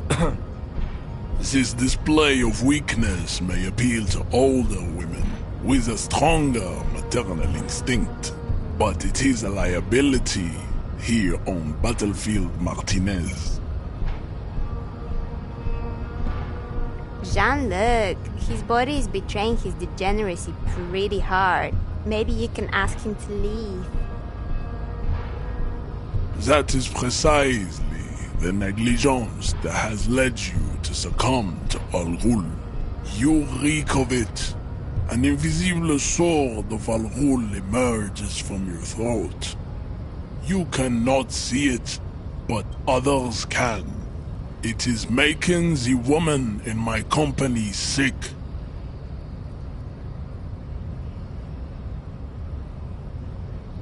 Yes, Al Ghul. He means alcohol. Correct. My small skull servant. Al Ghul is an ancient Ilmaran poison. A parasitic fungus that has colonized your race. It is a trick the desert pygmies played on you for humiliating them and stripping them of their land. Intentionally fermented drinks have existed for 10,000 years. This is a fabrication the alchemists of Yizot and Bashir and their Rolam Al Ghul have fed you. Why don't you have another drink? Oh yeah, Measurehead. This is going well for Measurehead.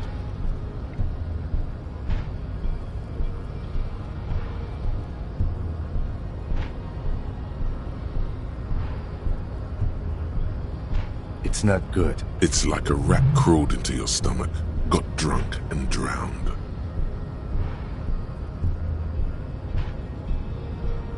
Your mouth moves, but the one who speaks is Al Ghul. You are but a vessel for the Ghul now. Very little of yourself remains. Occidental Haplogroup B4 is done giving orders around here. The influence of the Am Sandwich race is waning.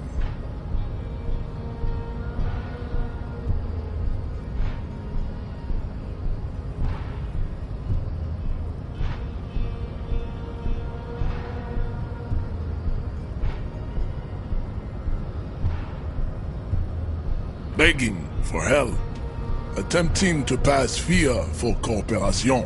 How far the Occidental Haplogroup has fallen. You were once a noble and powerful. You gave the world eugenics, electricity, and powerful weapons of war like missiles and aerostatic aircraft. You made great gains in metallurgy, race theory, and statecraft. You dominated lesser cultures, like the deformed Himians and the inexplicably potato-obsessed Koikos. But now your ascent to the genetic summit has halted. You will be It is, baby, yeah. You know it. There is a button right behind him, just out of reach. It must be the one that opens the door to the harbor.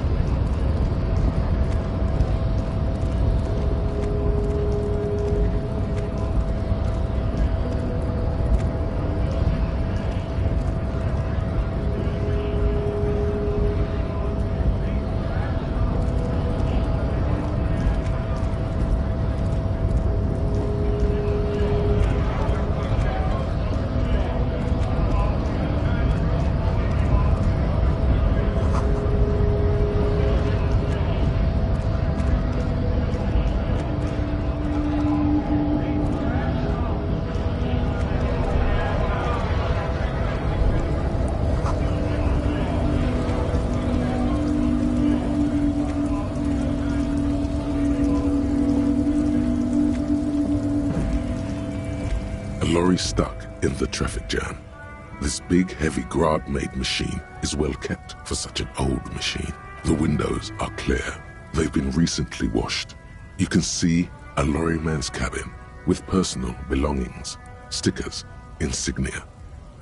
The driver has adorned his space with a substantial collection of peculiar paraphernalia.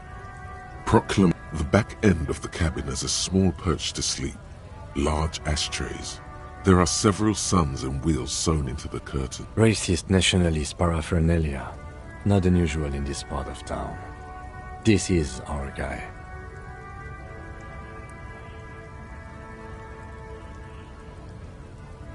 Likely, yes. This guy's proud of who he is. Drapes it all over his machine.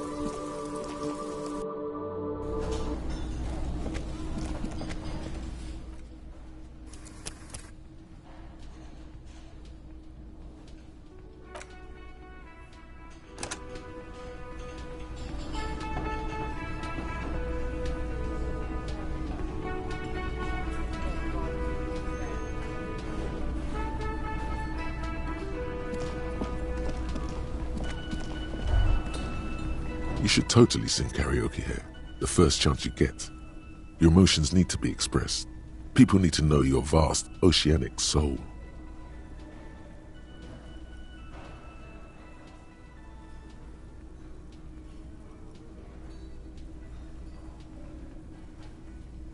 Utterly. And it needs to be heard through a PA system by other people.